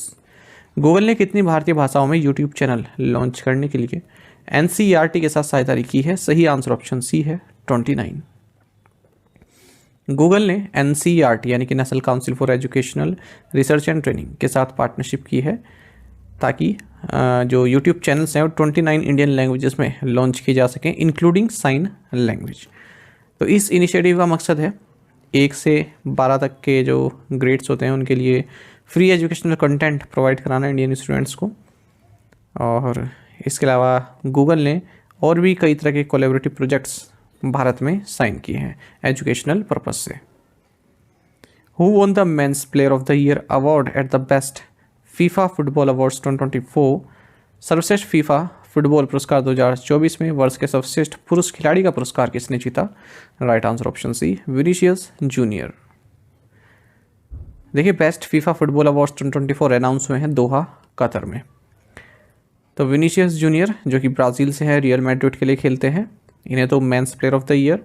और एतना Bonmati जो कि Spain से हैं, Barcelona के लिए खेलते हैं, इन्हें women's player of the year का टाइटल दिया गया है। और अवार्ड्स देख लेते हैं जो दिए गए हैं। बेस्ट फीफा वीमेंस गोलकीपर ये अलिसा नोयर को दिया गया है, USA, माफ़ कीजिएगा। बेस्ट फीफा मेंस गोलकीपर ये एमिलियानो मार्टिनेज को दिया गया है, अर्जेंटीना से। Best FIFA women's coach Emma Hayes. Best FIFA men's coach Carlo Ancelotti. और फर्स्ट मार्टा अवार्ड ये पहली बार दिया जा रहा है, मार्टा अवार्ड, जिसने भी बेस्ट गोल किया है महिला फुटबॉल में, तो ब्राज़ील के ही है, मार्टा इनका नाम है। पुस्कास अवार्ड ये एलेजेंड्रो गार्नेचो जो कि English football club Manchester United से इन्हें दिया गया है। फीफा फेयर प्ले अवार्ड दिया गया है थियागो माया ऑफ ब्राज़ील को। Which country in December signed the international solar alliance ISA framework agreement? दिसंबर में किस देश ने अंतर्राष्ट्रीय सौर गठबंधन फ्रेमवर्क समझौते पर हस्ताक्षर किए हैं? सही आंसर ऑप्शन सी, मोल्डोवा। हाल ही में मोल्डोवा ने एक international solar alliance framework agreement sign किया है। और आपको बता दें, international solar alliance framework agreement ये 2017 में इफेक्टिव हुआ था, फिर इसको अमेंड किया गया 2020 में। और अब जितने भी यूनाइटेड नेशंस के मेंबर स्टेट्स हैं वो एलिजिबल हैं इंटरनेशनल सोलर अलायंस के मेंबर बनने के लिए। हेडक्वार्टर्स इंटरनेशनल सोलर अलायंस का आप जानते हैं गुरुग्राम में है। COP21 जो हुआ था पेरिस में 2015 में, वहाँ पर इसकी शुरुआत की गई थी ISA की, इंडिया और फ्रांस के द्वारा। और टुवर्ड्स 1000 स्ट्रेटजी पर ये कार्य करता है। तो ये एग्जाम में पूछा जा सकता है कि टुवर्ड्स 1000 स्ट्रेटजी किससे संबंधित है, तो ISA उसका आंसर होगा। तो टुवर्ड्स 1000 स्ट्रेटजी का मतलब है कि 1000 बिलियन $, मोबिलाइज करना सोलर एनर्जी में इन्वेस्ट करने के लिए 2030 तक, और एनर्जी एक्सेस प्रोवाइड कराना 1000 बिलियन पीपल को वर्ल्ड वाइड, और 1000 गीगावाट की सोलर एनर्जी कैपेसिटी इंस्टॉल करना। Which JP Morgan backed fintech company recently received full authorization as a payment aggregator? किस JP Morgan समर्थित फिनटेक कंपनी को हाल ही में भुगतान एग्रीगेटर के रूप में पूर्ण प्राधिकरण प्राप्त हुआ है? सही आंसर ऑप्शन डी है, इन सॉल्यूशंस ग्लोबल। तो JP Morgan backed fintech company है इन सॉल्यूशंस ग्लोबल, इसे हाल ही में रिजर्व बैंक ऑफ इंडिया से पेमेंट एग्रीगेटर का लाइसेंस या ऑथराइजेशन प्राप्त हो गया है। देखिए, जो ये पेमेंट एग्रीगेटर है, मैं आपको पहले भी कई बार बता चुका हूँ कि इसको इंट्रोड्यूस किया गया था। इसके लिए जो गाइडलाइंस इंट्रोड्यूस की गई थी वो मार्च 2020 में की गई थी। ठीक है, guidelines for regulating payment aggregators and payment gateway, इस नाम से। तो जो पेमेंट एग्रीगेटर्स होती हैं वो कंपनीज होती हैं जो इंटरमीडिएट की तरह कार्य करती हैं कस्टमर और मर्चेंट के बीच में, ताकि पेमेंट आसानी से हो सके, उसको फैसिलिटेट करती हैं पेमेंट को। अब इस पेमेंट एग्रीगेटर फ्रेमवर्क के तहत कोई भी कंपनी जो एग्रीगेटर ऑथराइजेशन प्राप्त करना चाहती है, उसकी मिनिमम नेटवर्थ 15 करोड़ होनी चाहिए फर्स्ट ईयर ऑफ एप्लीकेशन, जिस साल वो एप्लीकेशन कर रही है उस साल, और सेकेंड ईयर में कम से कम 25 करोड़ होनी चाहिए। AIIMS has signed an MOU with which company to establish an AI Health Innovations Hub. AI Health Innovation Hub स्थापित करने के लिए एम्स ने किस कंपनी के साथ एक समझौता ज्ञापन पर हस्ताक्षर किया? सही आंसर ऑप्शन सी है, विप्रो। तो all India institute of medical sciences AIIMS ने मेमोरेंडम ऑफ अंडरस्टैंडिंग साइन किया है Wipro GE health care private limited के साथ, जिसके तहत एक AI हेल्थ इनोवेशन हब बनाया जाएगा। ठीक है, एम्स में ही। तो टेक्नोलॉजी पार्टनर रहेगा विप्रो, और ये लगभग $1 मिलियन इन्वेस्ट करेगा अगले 5 सालों में, ताकि intelligence system and work flow solutions in cardiology, oncology and neurology को डेवलप किया जा सके। Which team won the inaugural edition of the Warner cup 2024? Warner cup 2024 किस टीम ने जीता है? सही आंसर ऑप्शन ए है, टीम एशिया। तो टीम एशिया विनर रही है Warner cup 2024 table tennis tournament की। इन्होंने टीम वर्ल्ड को हराया है 14-10 की स्कोर लाइन से ओस्लो, नॉर्वे में। तो एक इनविटेशनल टेबल टेनिस टूर्नामेंट है और इसको सेटअप किया गया था या इस्टेब्लिश किया गया था बार्सिलोना के 1992 ओलंपिक गोल्ड मेडलिस्ट जैन ओवी वार्नर के द्वारा, जो कि स्वीडन से हैं। अच्छा, एक और स्पोर्ट्स न्यूज़ देख लेते हैं। इंडिया के ऋत्विक संजीवी सतीश, इन्होंने Odisha masters 2024 badminton man singles title जीत लिया है कटक, उड़ीसा में। काई येन जो कि पीपल्स रिपब्लिक ऑफ चाइना से, इन्होंने विमेन सिंगल टाइटल जीता है। इससे पहले एक गुवाहाटी मास्टर्स हुआ था, उसमें सतीश करुणाकरन ने टाइटल जीता था मेंस का। Which bank has signed MOU with commonwealth bank of Australia to support customers across the Australia India corridor? किस बैंक ने ऑस्ट्रेलिया भारत कॉरिडोर में ग्राहकों की सुविधा के लिए कॉमनवेल्थ बैंक ऑफ ऑस्ट्रेलिया के साथ समझौता ज्ञापन पर हस्ताक्षर किए? सही आंसर ऑप्शन ए है, माफ़ कीजिए, सी है, ICICI बैंक। तो ICICI बैंक ने एक मेमोरेंडम ऑफ अंडरस्टैंडिंग साइन किया है कॉमनवेल्थ बैंक ऑफ ऑस्ट्रेलिया के साथ, ताकि ऑस्ट्रेलिया इंडिया कॉरिडोर में जो कस्टमर्स हैं उनको सपोर्ट किया जा सके। मतलब क्या हुआ कि कोई कस्टमर है जो माइग्रेट कर रहा है ऑस्ट्रेलिया में, या फिर इंडिया में कोई माइग्रेट कर रहा है ऑस्ट्रेलिया से, तो उसको बैंकिंग सर्विसेज प्रोवाइड कराने के लिए कॉमनवेल्थ बैंक ऑस्ट्रेलिया और ICICI बैंक ने यहाँ पर MOU साइन किया था, किसी तरह की दिक्कत ना हो अपनी बैंकिंग नीड्स को पूरा करने के लिए। ICICI बैंक ने टाइम्स इंटरनेट के साथ मिलकर एक super premium co branded credit card भी लॉन्च किया है हाई नेटवर्थ इंडिविजुअल्स के लिए। इसका नाम है times black ICICI bank credit card. अच्छा, बैंक ऑफ बड़ौदा के बोर्ड ने लॉन्ग टर्म बॉन्ड्स रेस करने को अप्रूवल दे दिया है, ताकि इंफ्रास्ट्रक्चर और अफोर्डेबल हाउसिंग जो सेक्टर है वहाँ पर लोन दिया जा सके। 10,000 करोड़ रुपए रेस करेंगे। In which country did standard chartered bank launch the FEMA centre of excellence? Standard chartered bank ने किस देश में फेमा उत्कृष्टता केंद्र लॉन्च किया है? सही आंसर ऑप्शन ए, India. Standard chartered bank India ने फेमा यानी कि foreign exchange management act centre of excellence को लॉन्च किया है भारत में। स्टैंडर्ड चार्टर्ड बैंक इंडिया की बात करें तो ये फॉरेन ब्रांच है स्टैंडर्ड चार्टर्ड बैंक की, जिसका हेडक्वार्टर्स यूनाइटेड किंगडम में है। ये लार्जेस्ट फॉरेन बैंक है इंडिया में, 100 ब्रांचेस हैं अक्रॉस 42 सिटीज़। कर्नाटक बैंक ने अपना पहला रिटेल एसेट्स सेंटर लॉन्च किया है बेंगलुरु में। तो दोनों बैंकिंग न्यूज़ हैं, ये एक साथ कवर हो गई। Which bank launched तायरा credit card designed specifically for women? किस बैंक ने विशेष रूप से महिलाओं के लिए डिजाइन किया गया तायरा क्रेडिट कार्ड लॉन्च किया है? सही आंसर ऑप्शन डी है, बैंक ऑफ बड़ौदा। तो BOB कार्ड लिमिटेड, जो कि होली ओन्ड सब्सिडरी है बैंक ऑफ बड़ौदा की, इन्होंने तायरा क्रेडिट कार्ड लॉन्च किया है। वुमेन सेंट्रिक क्रेडिट कार्ड है, तो जो महिलाओं की नीड्स हैं उनको पूरा करने के लिए कार्ड लॉन्च किया गया है। ट्रैवल से संबंधित हो, डाइनिंग, लाइफस्टाइल, एंटरटेनमेंट या फिर हेल्थ कैटेगरी से संबंधित ये जो है सर्विसेज प्रोवाइड कराता है। सर्विस मतलब बेनिफिट देता है कुछ। MD and CEO BOB card limited के रविंद्र राय है। रिवॉर्ड्स प्रोवाइड कराते हैं, जैसे आपने इससे पेमेंट करी क्रेडिट कार्ड से तो कुछ रिवॉर्ड्स मिलते हैं। Which company has Tata steel UK signed an agreement with which company has Tata steel UK signed an agreement with two supply green steel? Tata steel UK ने ग्रीन स्टील की आपूर्ति के लिए किस कंपनी के साथ समझौता किया है? सही आंसर ऑप्शन है JCB। तो टाटा स्टील UK ने एक एग्रीमेंट साइन किया है British construction equipment manufacture JCB के साथ, ताकि ग्रीन स्टील सप्लाई किया जा सके पोर्ट टैलबोट से। तो जो JCB है वो स्टील को इंटीग्रेट करेगी अपने मशीनरी रेंज में। JCB आप कई बार सुनते हैं, पर JCB की फुल फॉर्म क्या है, कंपनी है ये JC बैमफोर्ड एक्सकेवेटर्स लिमिटेड। तो एक ब्रिटिश मल्टीनेशनल मैन्युफैक्चरर है कंस्ट्रक्शन, एग्रीकल्चर, वेस्ट हैंडलिंग और डेमोलिशन संबंधी जो इक्विपमेंट्स होते हैं उनकी। एक और MOU देख लेते हैं। डिफेंस PSU भारत अर्थ मूवर्स लिमिटेड ने MOU साइन किया है national hydro electric power corporation के साथ, ताकि हाइड्रो इलेक्ट्रिक पावर प्लांट्स को डेवलप किया जा सके। What is the name of the housing scheme announced by West Bengal Chief Minister Mamata Banerjee?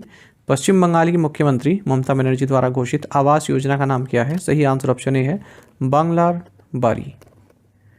तो वेस्ट बंगाल की चीफ मिनिस्टर ममता बनर्जी ने 60,000 रुपये की फर्स्ट इंस्टॉलमेंट रिलीज़ की है स्टेट गवर्नमेंट की जो हाउसिंग स्कीम है बांग्लार बारी के तहत। और इस स्कीम के तहत 1,20,000 रुपये प्रोवाइड किए जाएंगे 12 लाख एलिजिबल फैमिलीज़ को 2 फेसेस में। तो 28 लाख एलिजिबल फैमिलीज़ को रिकॉग्नाइज़ किया गया है। पहले फेज़ में 12 लाख फैमिलीज़ को सिलेक्ट किया गया है और रिमेनिंग 16 लाख फैमिलीज़ यही 1.2 लाख रुपीज़ प्राप्त करेंगी 2026 में। What is the minimum investment limit for the Specialized Investment Fund SIF as announced by SEBI? SEBI द्वारा घोषित विशिष्ट निवेश कोष के लिए न्यूनतम निवेश सीमा क्या है? सही आंसर ऑप्शन बी है 10 लाख रुपीज़। तो securities and exchange board of India यानी कि सेबी ने एक नई एसेट क्लास लॉन्च की, जैसे म्यूचुअल फंड होता है ना, इसी तरह से एक नई एसेट क्लास लॉन्च की है, स्पेशलाइज्ड इन्वेस्टमेंट फंड SIF इसका नाम है। और इसमें जो मिनिमम इन्वेस्टमेंट लिमिट है ये 10 लाख रुपये की है। अच्छा, कोई भी स्कीम जो इस SIF के तहत आती है वो अपने NAV यानी कि नेट एसेट वैल्यू के 20% से ज़्यादा इन्वेस्ट नहीं करेगी डेट इंस्ट्रूमेंट्स में।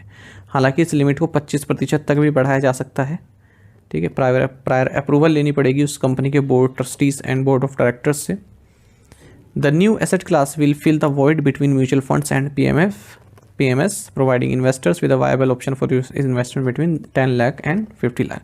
10 लाख से 50 लाख के बीच में इन्वेस्टमेंट करने का ऑप्शन ये देती है, क्योंकि म्यूचुअल फंड में मिनिमम इन्वेस्टमेंट 500 रुपये होती है। पोर्टफोलियो मैनेजमेंट सर्विसेज PMS में मिनिमम इन्वेस्टमेंट लिमिट 50 लाख रुपये होती है और अल्टरनेटिव इन्वेस्टमेंट्स में मिनिमम इन्वेस्टमेंट 1 करोड़ रुपये होती है। Who has been appointed as the managing director of State Bank of India for a period of 3 years? 3 साल की अवधि के लिए भारतीय स्टेट बैंक के प्रबंध निदेशक के रूप में किसे नियुक्त किया गया है? ऑप्शंस आपके सामने हैं और सही आंसर ऑप्शन डी है राम मोहन राव अमारा। गवर्नमेंट ने राम मोहन राव अमारा इनको स्टेट बैंक ऑफ इंडिया का मैनेजिंग डायरेक्टर नियुक्त किया है 3 साल के लिए। और ये इसलिए इनकी नियुक्ति की गई है क्योंकि CS शेट्टी पहले मैनेजिंग डायरेक्टर थे, तो उनको एलिवेट कर दिया गया, चेयरमैन बना दिया गया SBI का। तो इस वजह से एक वैकेंसी क्रिएट हुई SBI में मैनेजिंग डायरेक्टर की। तो उस पोजीशन को फिल करने के लिए राम मोहन राव अमारा को नियुक्त किया गया मैनेजिंग डायरेक्टर। आप ये तो जानते ही होंगे कि SBI का जो बोर्ड होता है उसमें एक चेयरमैन होते हैं जो CS शेट्टी हैं और 4 मैनेजिंग डायरेक्टर्स भी होते हैं उन्हें असिस्ट करने के लिए। तो उनमें से एक मैनेजिंग डायरेक्टर बनाए गए हैं राम मोहन राव अमारा। इस तरह से अब चारों MD की पोजीशन यहाँ पर भरी गई है। Where is the first World Meditation Day being celebrated? पहला विश्व ध्यान दिवस कब मनाया जा रहा है? ऑप्शंस आपके सामने हैं। सही आंसर ऑप्शन सी है December 21। तो 21 दिसंबर को हम वर्ल्ड मेडिटेशन डे सेलिब्रेट कर रहे हैं। तो पहला मेडिटेशन डे है और December 21 को विंटर सोल्स्टाइस भी होता है। थीम जो है वर्ल्ड मेडिटेशन डे 2024 का ये इनर पीस ग्लोबल हार्मनी है। वर्ल्ड बास्केटबॉल डे भी 21 दिसंबर को ही सेलिब्रेट किया जाता है। जेम्स नाइस्मिथ को बास्केटबॉल गेम का इन्वेंटर माना जाता है।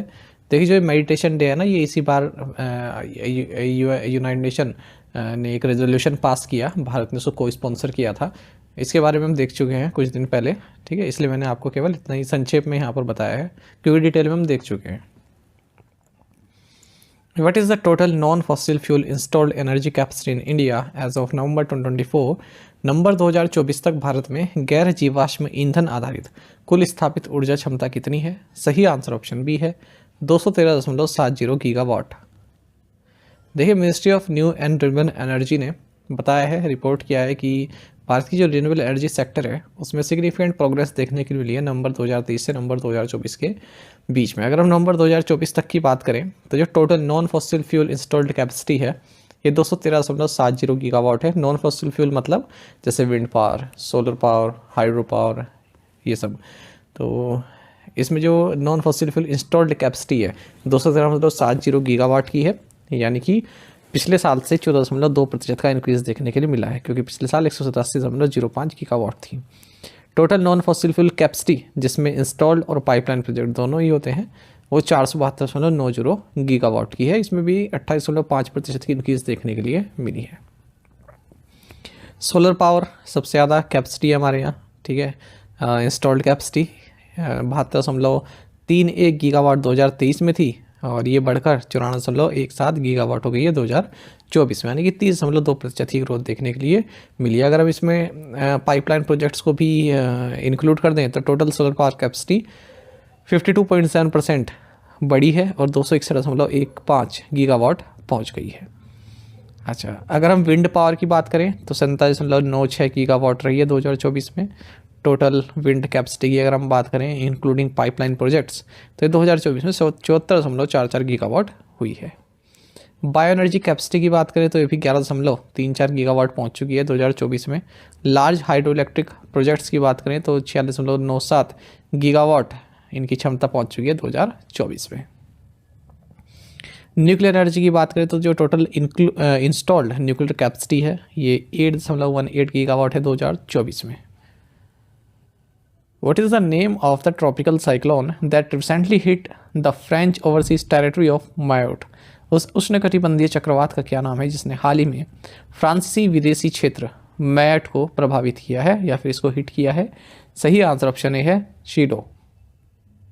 ट्रॉपिकल साइक्लोन शीडो ये जो है अब तक का वर्स्ट स्टॉर्म रहा है पिछले 90 सालों में, जिसने फ्रेंच ओवरसीज टेरिटरी मैयोट को हिट किया है। देखिए, जब मैयोट है ये साउथ वेस्टर्न इंडियन ओशन में पड़ता है, जो अफ्रीका कोस्ट लाइन है वहाँ पर। पूरेस्ट फ्रेंच डिपार्टमेंट इसको माना जाता है। मोजाम्बिक चैनल के नदर्न पार्ट में ये स्थित है। ट्रॉपिकल साइक्लोन्स को हरिकेन्स भी कहते हैं अगर ये Atlantic ocean, gulf of Mexico, Caribbean sea, north eastern Pacific ocean में आते हैं। इन्हें टाइफून्स कहते हैं जब ये वेस्टर्न पैसिफिक ओशन में आते हैं। इन्हें साइक्लोन्स कहते हैं जब ये साउथ पैसिफिक या फिर इंडियन ओशन में आते हैं। तो ये क्वेश्चन पूछा जाता है एग्जाम्स में। Which state was the largest milk producer in India during 2023-24 2023-24 के दौरान भारत का सबसे बड़ा दूध उत्पादक राज्य कौन सा था? ऑप्शंस आपके सामने हैं। सही आंसर ऑप्शन सी है उत्तर प्रदेश। तो union minister, ministry of fisheries, animal husbandry and dairying, Rajiv Ranjan Singh या लल्लन सिंह जिन्हें कहते हैं, इन्होंने एक एनुअल पब्लिकेशन रिलीज़ किया जिसका नाम है बेसिक एनिमल हस्बेंड्री स्टैटिस्टिक्स 2024। तो इसमें जो मिल्क, एग, मीट और वूल का जो प्रोडक्शन हुआ है हमारे देश में एनुअली, उसके बारे में डेटा बताया है। तो मिल्क प्रोडक्शन अगर हम बात करें तो टोटल मिल्क प्रोडक्शन हमारे देश में 239.30 मिलियन टन्स रहा है 23-24 में। टॉप 5 मिल्क प्रोड्यूसिंग स्टेट्स की बात करें तो पहले नंबर पर उत्तर प्रदेश आता है, फिर राजस्थान, फिर मध्य प्रदेश, फिर गुजरात और फिर महाराष्ट्र। एग प्रोडक्शन की बात करें 142.77 बिलियन नंबर्स यहाँ पर टोटल एग प्रोडक्शन रहा है हमारे देश में 2023-24 में। आंध्र प्रदेश सबसे ज़्यादा एग प्रोडक्शन करता है हमारे देश में, उसके बाद फिर Tamil Nadu, Telangana, west Bengal and Karnataka. Meat production की बात करें तो 10.25 मिलियन टन्स मीट प्रोड्यूस हुआ है 2023-24 में। वेस्ट बंगाल मीट प्रोडक्शन के मामले में पहले नंबर पर है, फिर उत्तर प्रदेश है, फिर महाराष्ट्र है, फिर तेलंगाना और फिर आंध्र प्रदेश है। वूल प्रोडक्शन की बात करें तो 33.69 मिलियन केजी है 2023-24 में, और राजस्थान से सबसे ज़्यादा वूल प्रोड्यूस होता है, फिर जम्मू एंड कश्मीर, फिर गुजरात, फिर महाराष्ट्र और फिर हिमाचल प्रदेश। इंडिया जो है मिल्क प्रोडक्शन में लीड कर रहा है ग्लोबली और एग प्रोडक्शन में दूसरे स्थान पर है।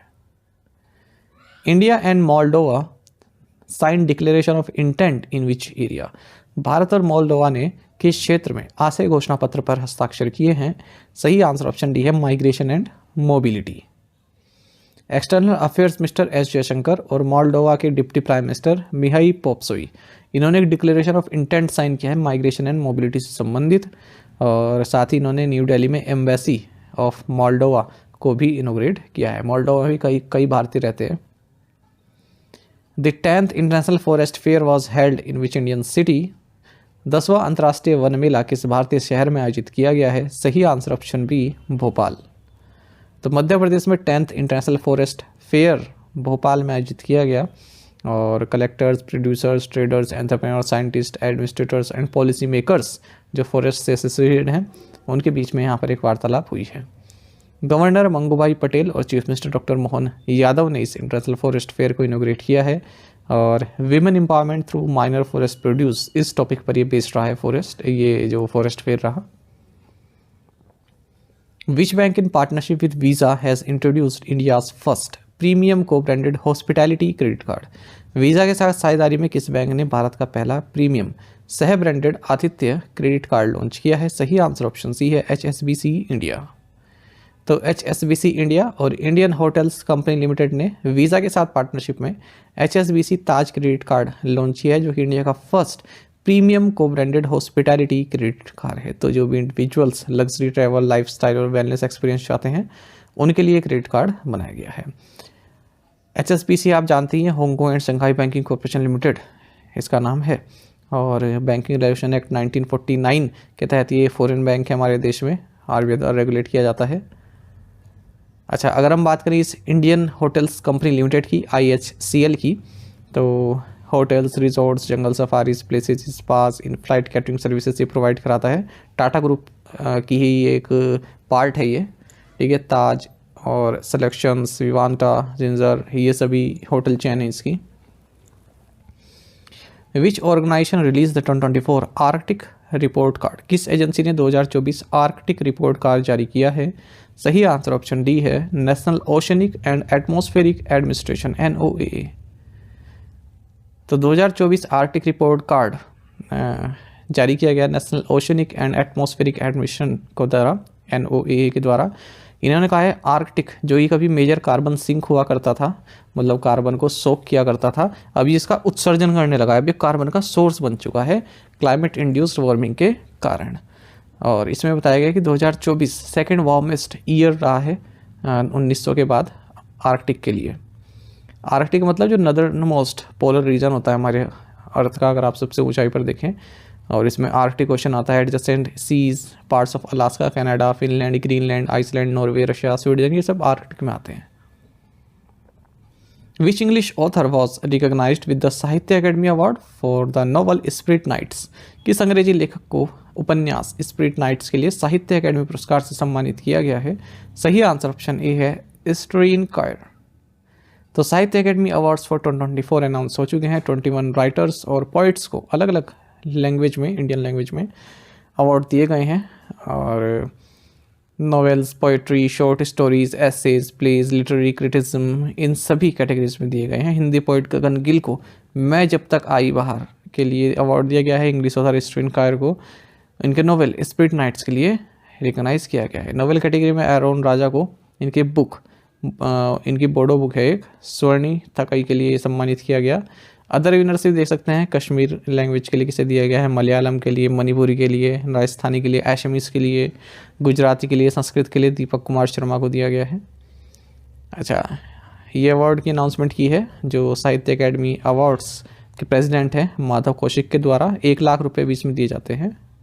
The first ever tagging of a Gangesh river dolphin was conducted in which Indian state?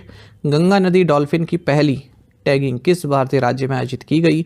Options आपके सामने हैं। सही आंसर ऑप्शन बी आसाम। देखिए, first ever Ganges river dolphin की जो टैगिंग है ये आसाम में हुई है और एक हेल्दी मेल रिवर डॉल्फिन को लिया गया कुल्सी से। कुल्सी क्या है? ब्रह्मपुत्र रिवर की ट्रिब्यूटरी है और इसको टैग दिया गया है। टैग मतलब एक तरह की पहचान जैसे देते हैं ना, एक टैग लगा देते हैं उसके गले में या फिर स्किन में, तो उसको बोलते हैं टैगिंग।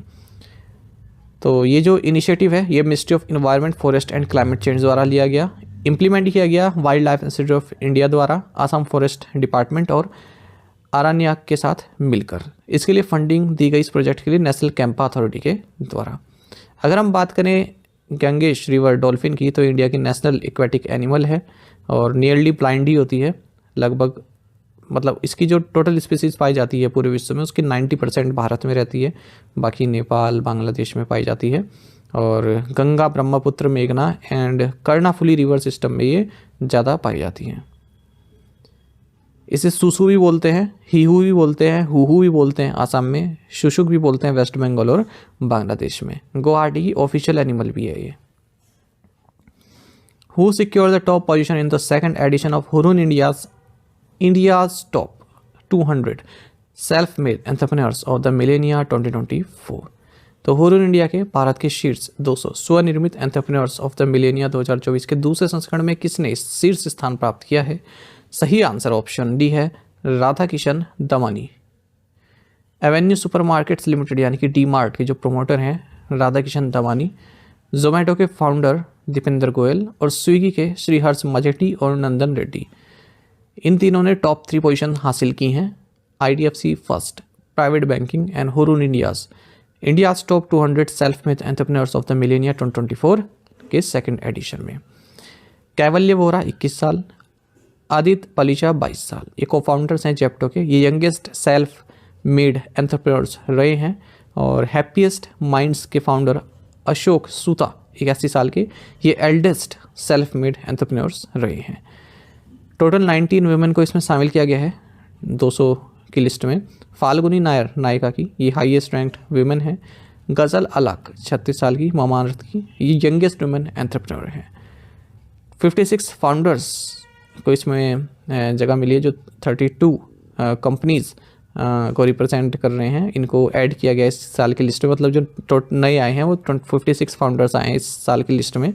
और जो क्यूमुलेटिव वैल्यू है इन 200 कंपनीज़ की वो 20% अप हुई है, 36 लाख करोड़ रुपए पहुंच गई है, यानी कि महाराष्ट्र की GDP के equivalent. Who has been reappointed as the managing director and CEO of RBL bank. RBL bank के प्रबंध निदेशक और CEO के रूप में किसे पुनः नियुक्त किया गया है? सही आंसर ऑप्शन डी है, R Subramanya Kumar. Board of directors of the RBL bank, इन्होंने R सुब्रमण्य कुमार जो कि current managing director and chief executive officer हैं RBL बैंक के, इन्हें 3 साल के पीरियड के लिए रीअपॉइंट किया है। 23 जून 2025 से इफेक्टिव होगा इनका कार्यकाल और 3 साल के लिए किया गया है। जैसा मैंने आपको बताया जून 2022 में भी इनको 3 साल के लिए किया गया था अपॉइंट। और ये सेकंड पब्लिक सेक्टर बैंकर हैं प्रशांत कुमार के बाद जो किसी प्राइवेट सेक्टर बैंक को हेड कर रहे हैं।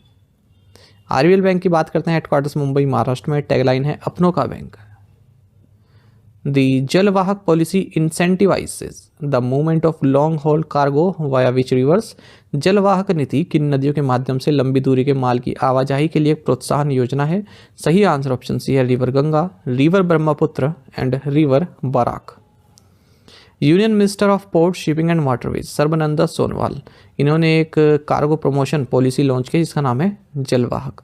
तो इसमें कहा गया है कि जो भी लॉन्ग चलने वाले कार्गो होते हैं, अगर वो नेशनल वाटरवेज 1 यानी कि रिवर गंगा, नेशनल वाटरवेज 2 यानी कि रिवर ब्रह्मपुत्र, नेशनल वाटरवेज 16 यानी कि रिवर बराक से होकर जाते हैं, तो उनको इंसेंटिवाइज हम करेंगे, इंसेंटिव उनको प्रदान करेंगे।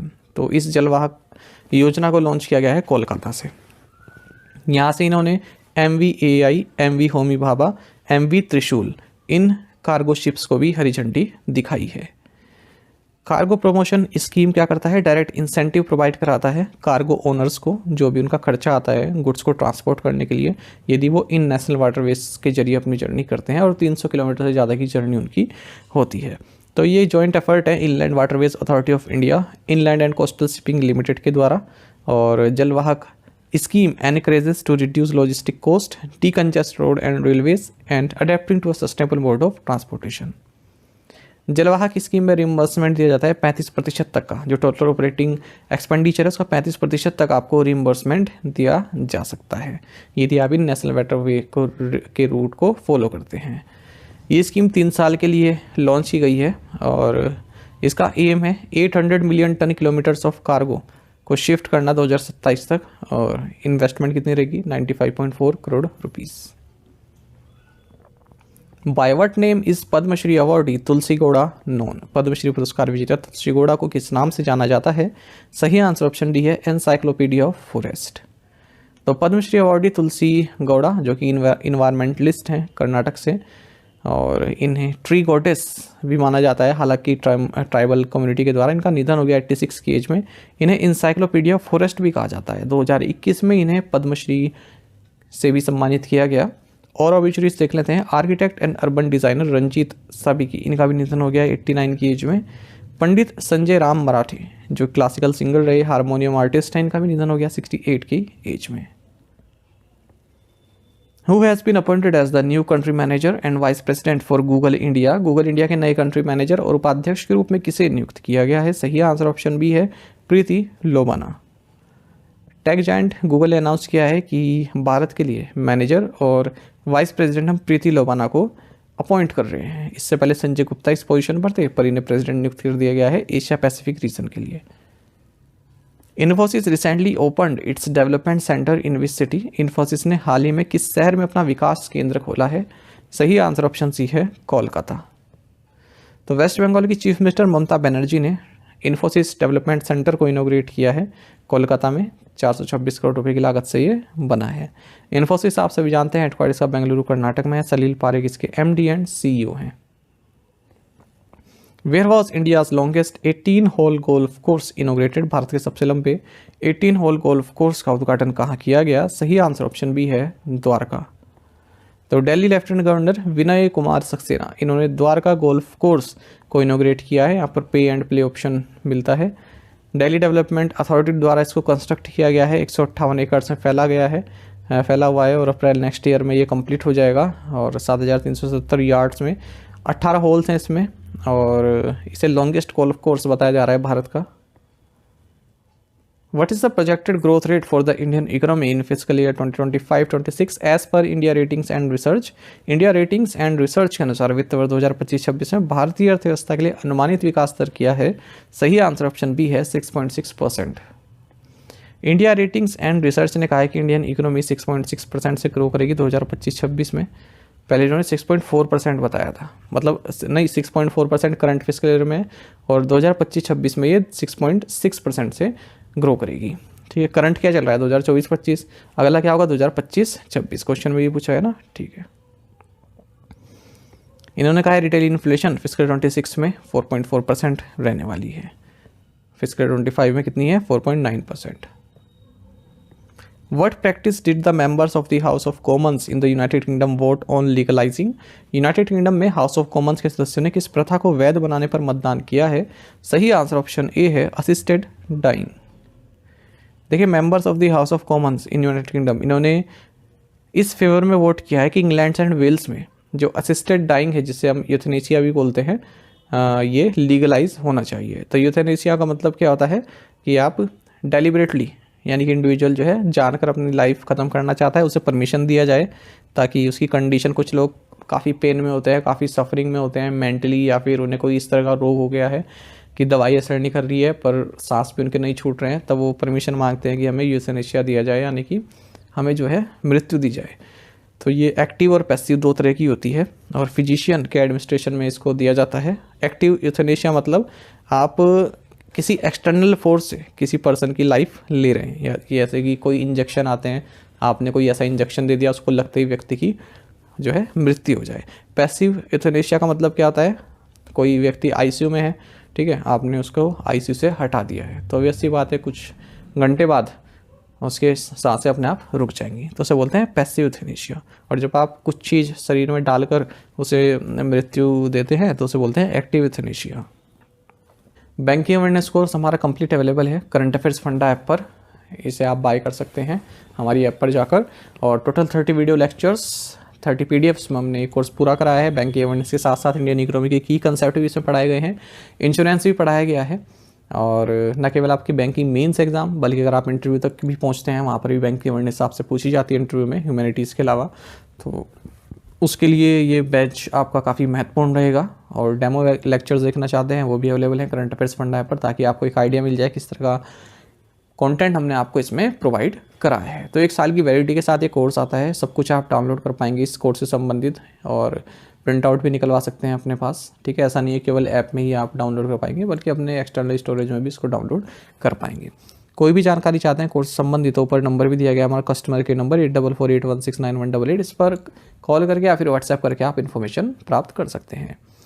यदि आप हमारे daily current affairs PDF, weekly PDF, monthly PDF और हर महीने के banking and economic awareness PDF चाहते हैं तो करंट अफेयर्स फंडा का 1 ईयर मेंबरशिप प्लान आप ज्वाइन कर सकते हैं, जिसका लिंक आपको वीडियो के डिस्क्रिप्शन में या फिर फर्स्ट कमेंट में मिल जाएगा। आपको बता दें, इस 1 ईयर मेंबरशिप प्लान के तहत जितना भी हमारा पीडीएफ कंटेंट है हम आपको 1 साल तक के लिए प्रोवाइड कराते हैं, जिसे आप डाउनलोड कर सकते हैं, प्रिंट आउट भी निकलवा सकते हैं। इसके लिए चाहते आप करंट अफेयर्स फंडा ऐप को यूज़ कर सकते हैं या फिर अपने लैपटॉप या सिस्टम की मदद से वेब लॉगिन भी कर सकते हैं। कोई भी आपका एग्जाम हो, बैंकिंग, एसएससी, रेलवे या फिर स्टेट पीसीएस, जहाँ पर भी जनरल अवेयरनेस या करंट अफेयर्स पूछे जाते हैं, सभी एग्जाम्स के लिए हमारा पीडीएफ कंटेंट काफ़ी यूजफुल है। इसमें आपको कैटेगरी वाइज क्विज भी प्रोवाइड करा रहे हैं, तो एक बार अगर आपने हमारे करंट अफेयर्स पढ़ लिए, उनके बाद इन क्विज को अटैम्प्ट किया, तो यकीन मानिए आपका करंट अफेयर सेक्शन काफ़ी स्ट्रॉन्ग हो जाएगा, काफ़ी अच्छा आप स्कोर कर पाएंगे अपने आने वाले एग्जाम में। तो लिंक वीडियो के डिस्क्रिप्शन में या फिर फर्स्ट कमेंट में आपको मिल जाएगा, वहाँ से आप बाय कर सकते हैं। और ये हमारा कस्टमर केयर नंबर है 8448169188, इस पर व्हाट्सएप करें या फिर कॉल करके भी जानकारी प्राप्त आप कर सकते हैं। साथ ही हमें टेलीग्राम पर ज्वाइन करना ना भूलें, करंट अफेयर्स फंडा नाम से हमारा टेलीग्राम चैनल है। Thank you guys.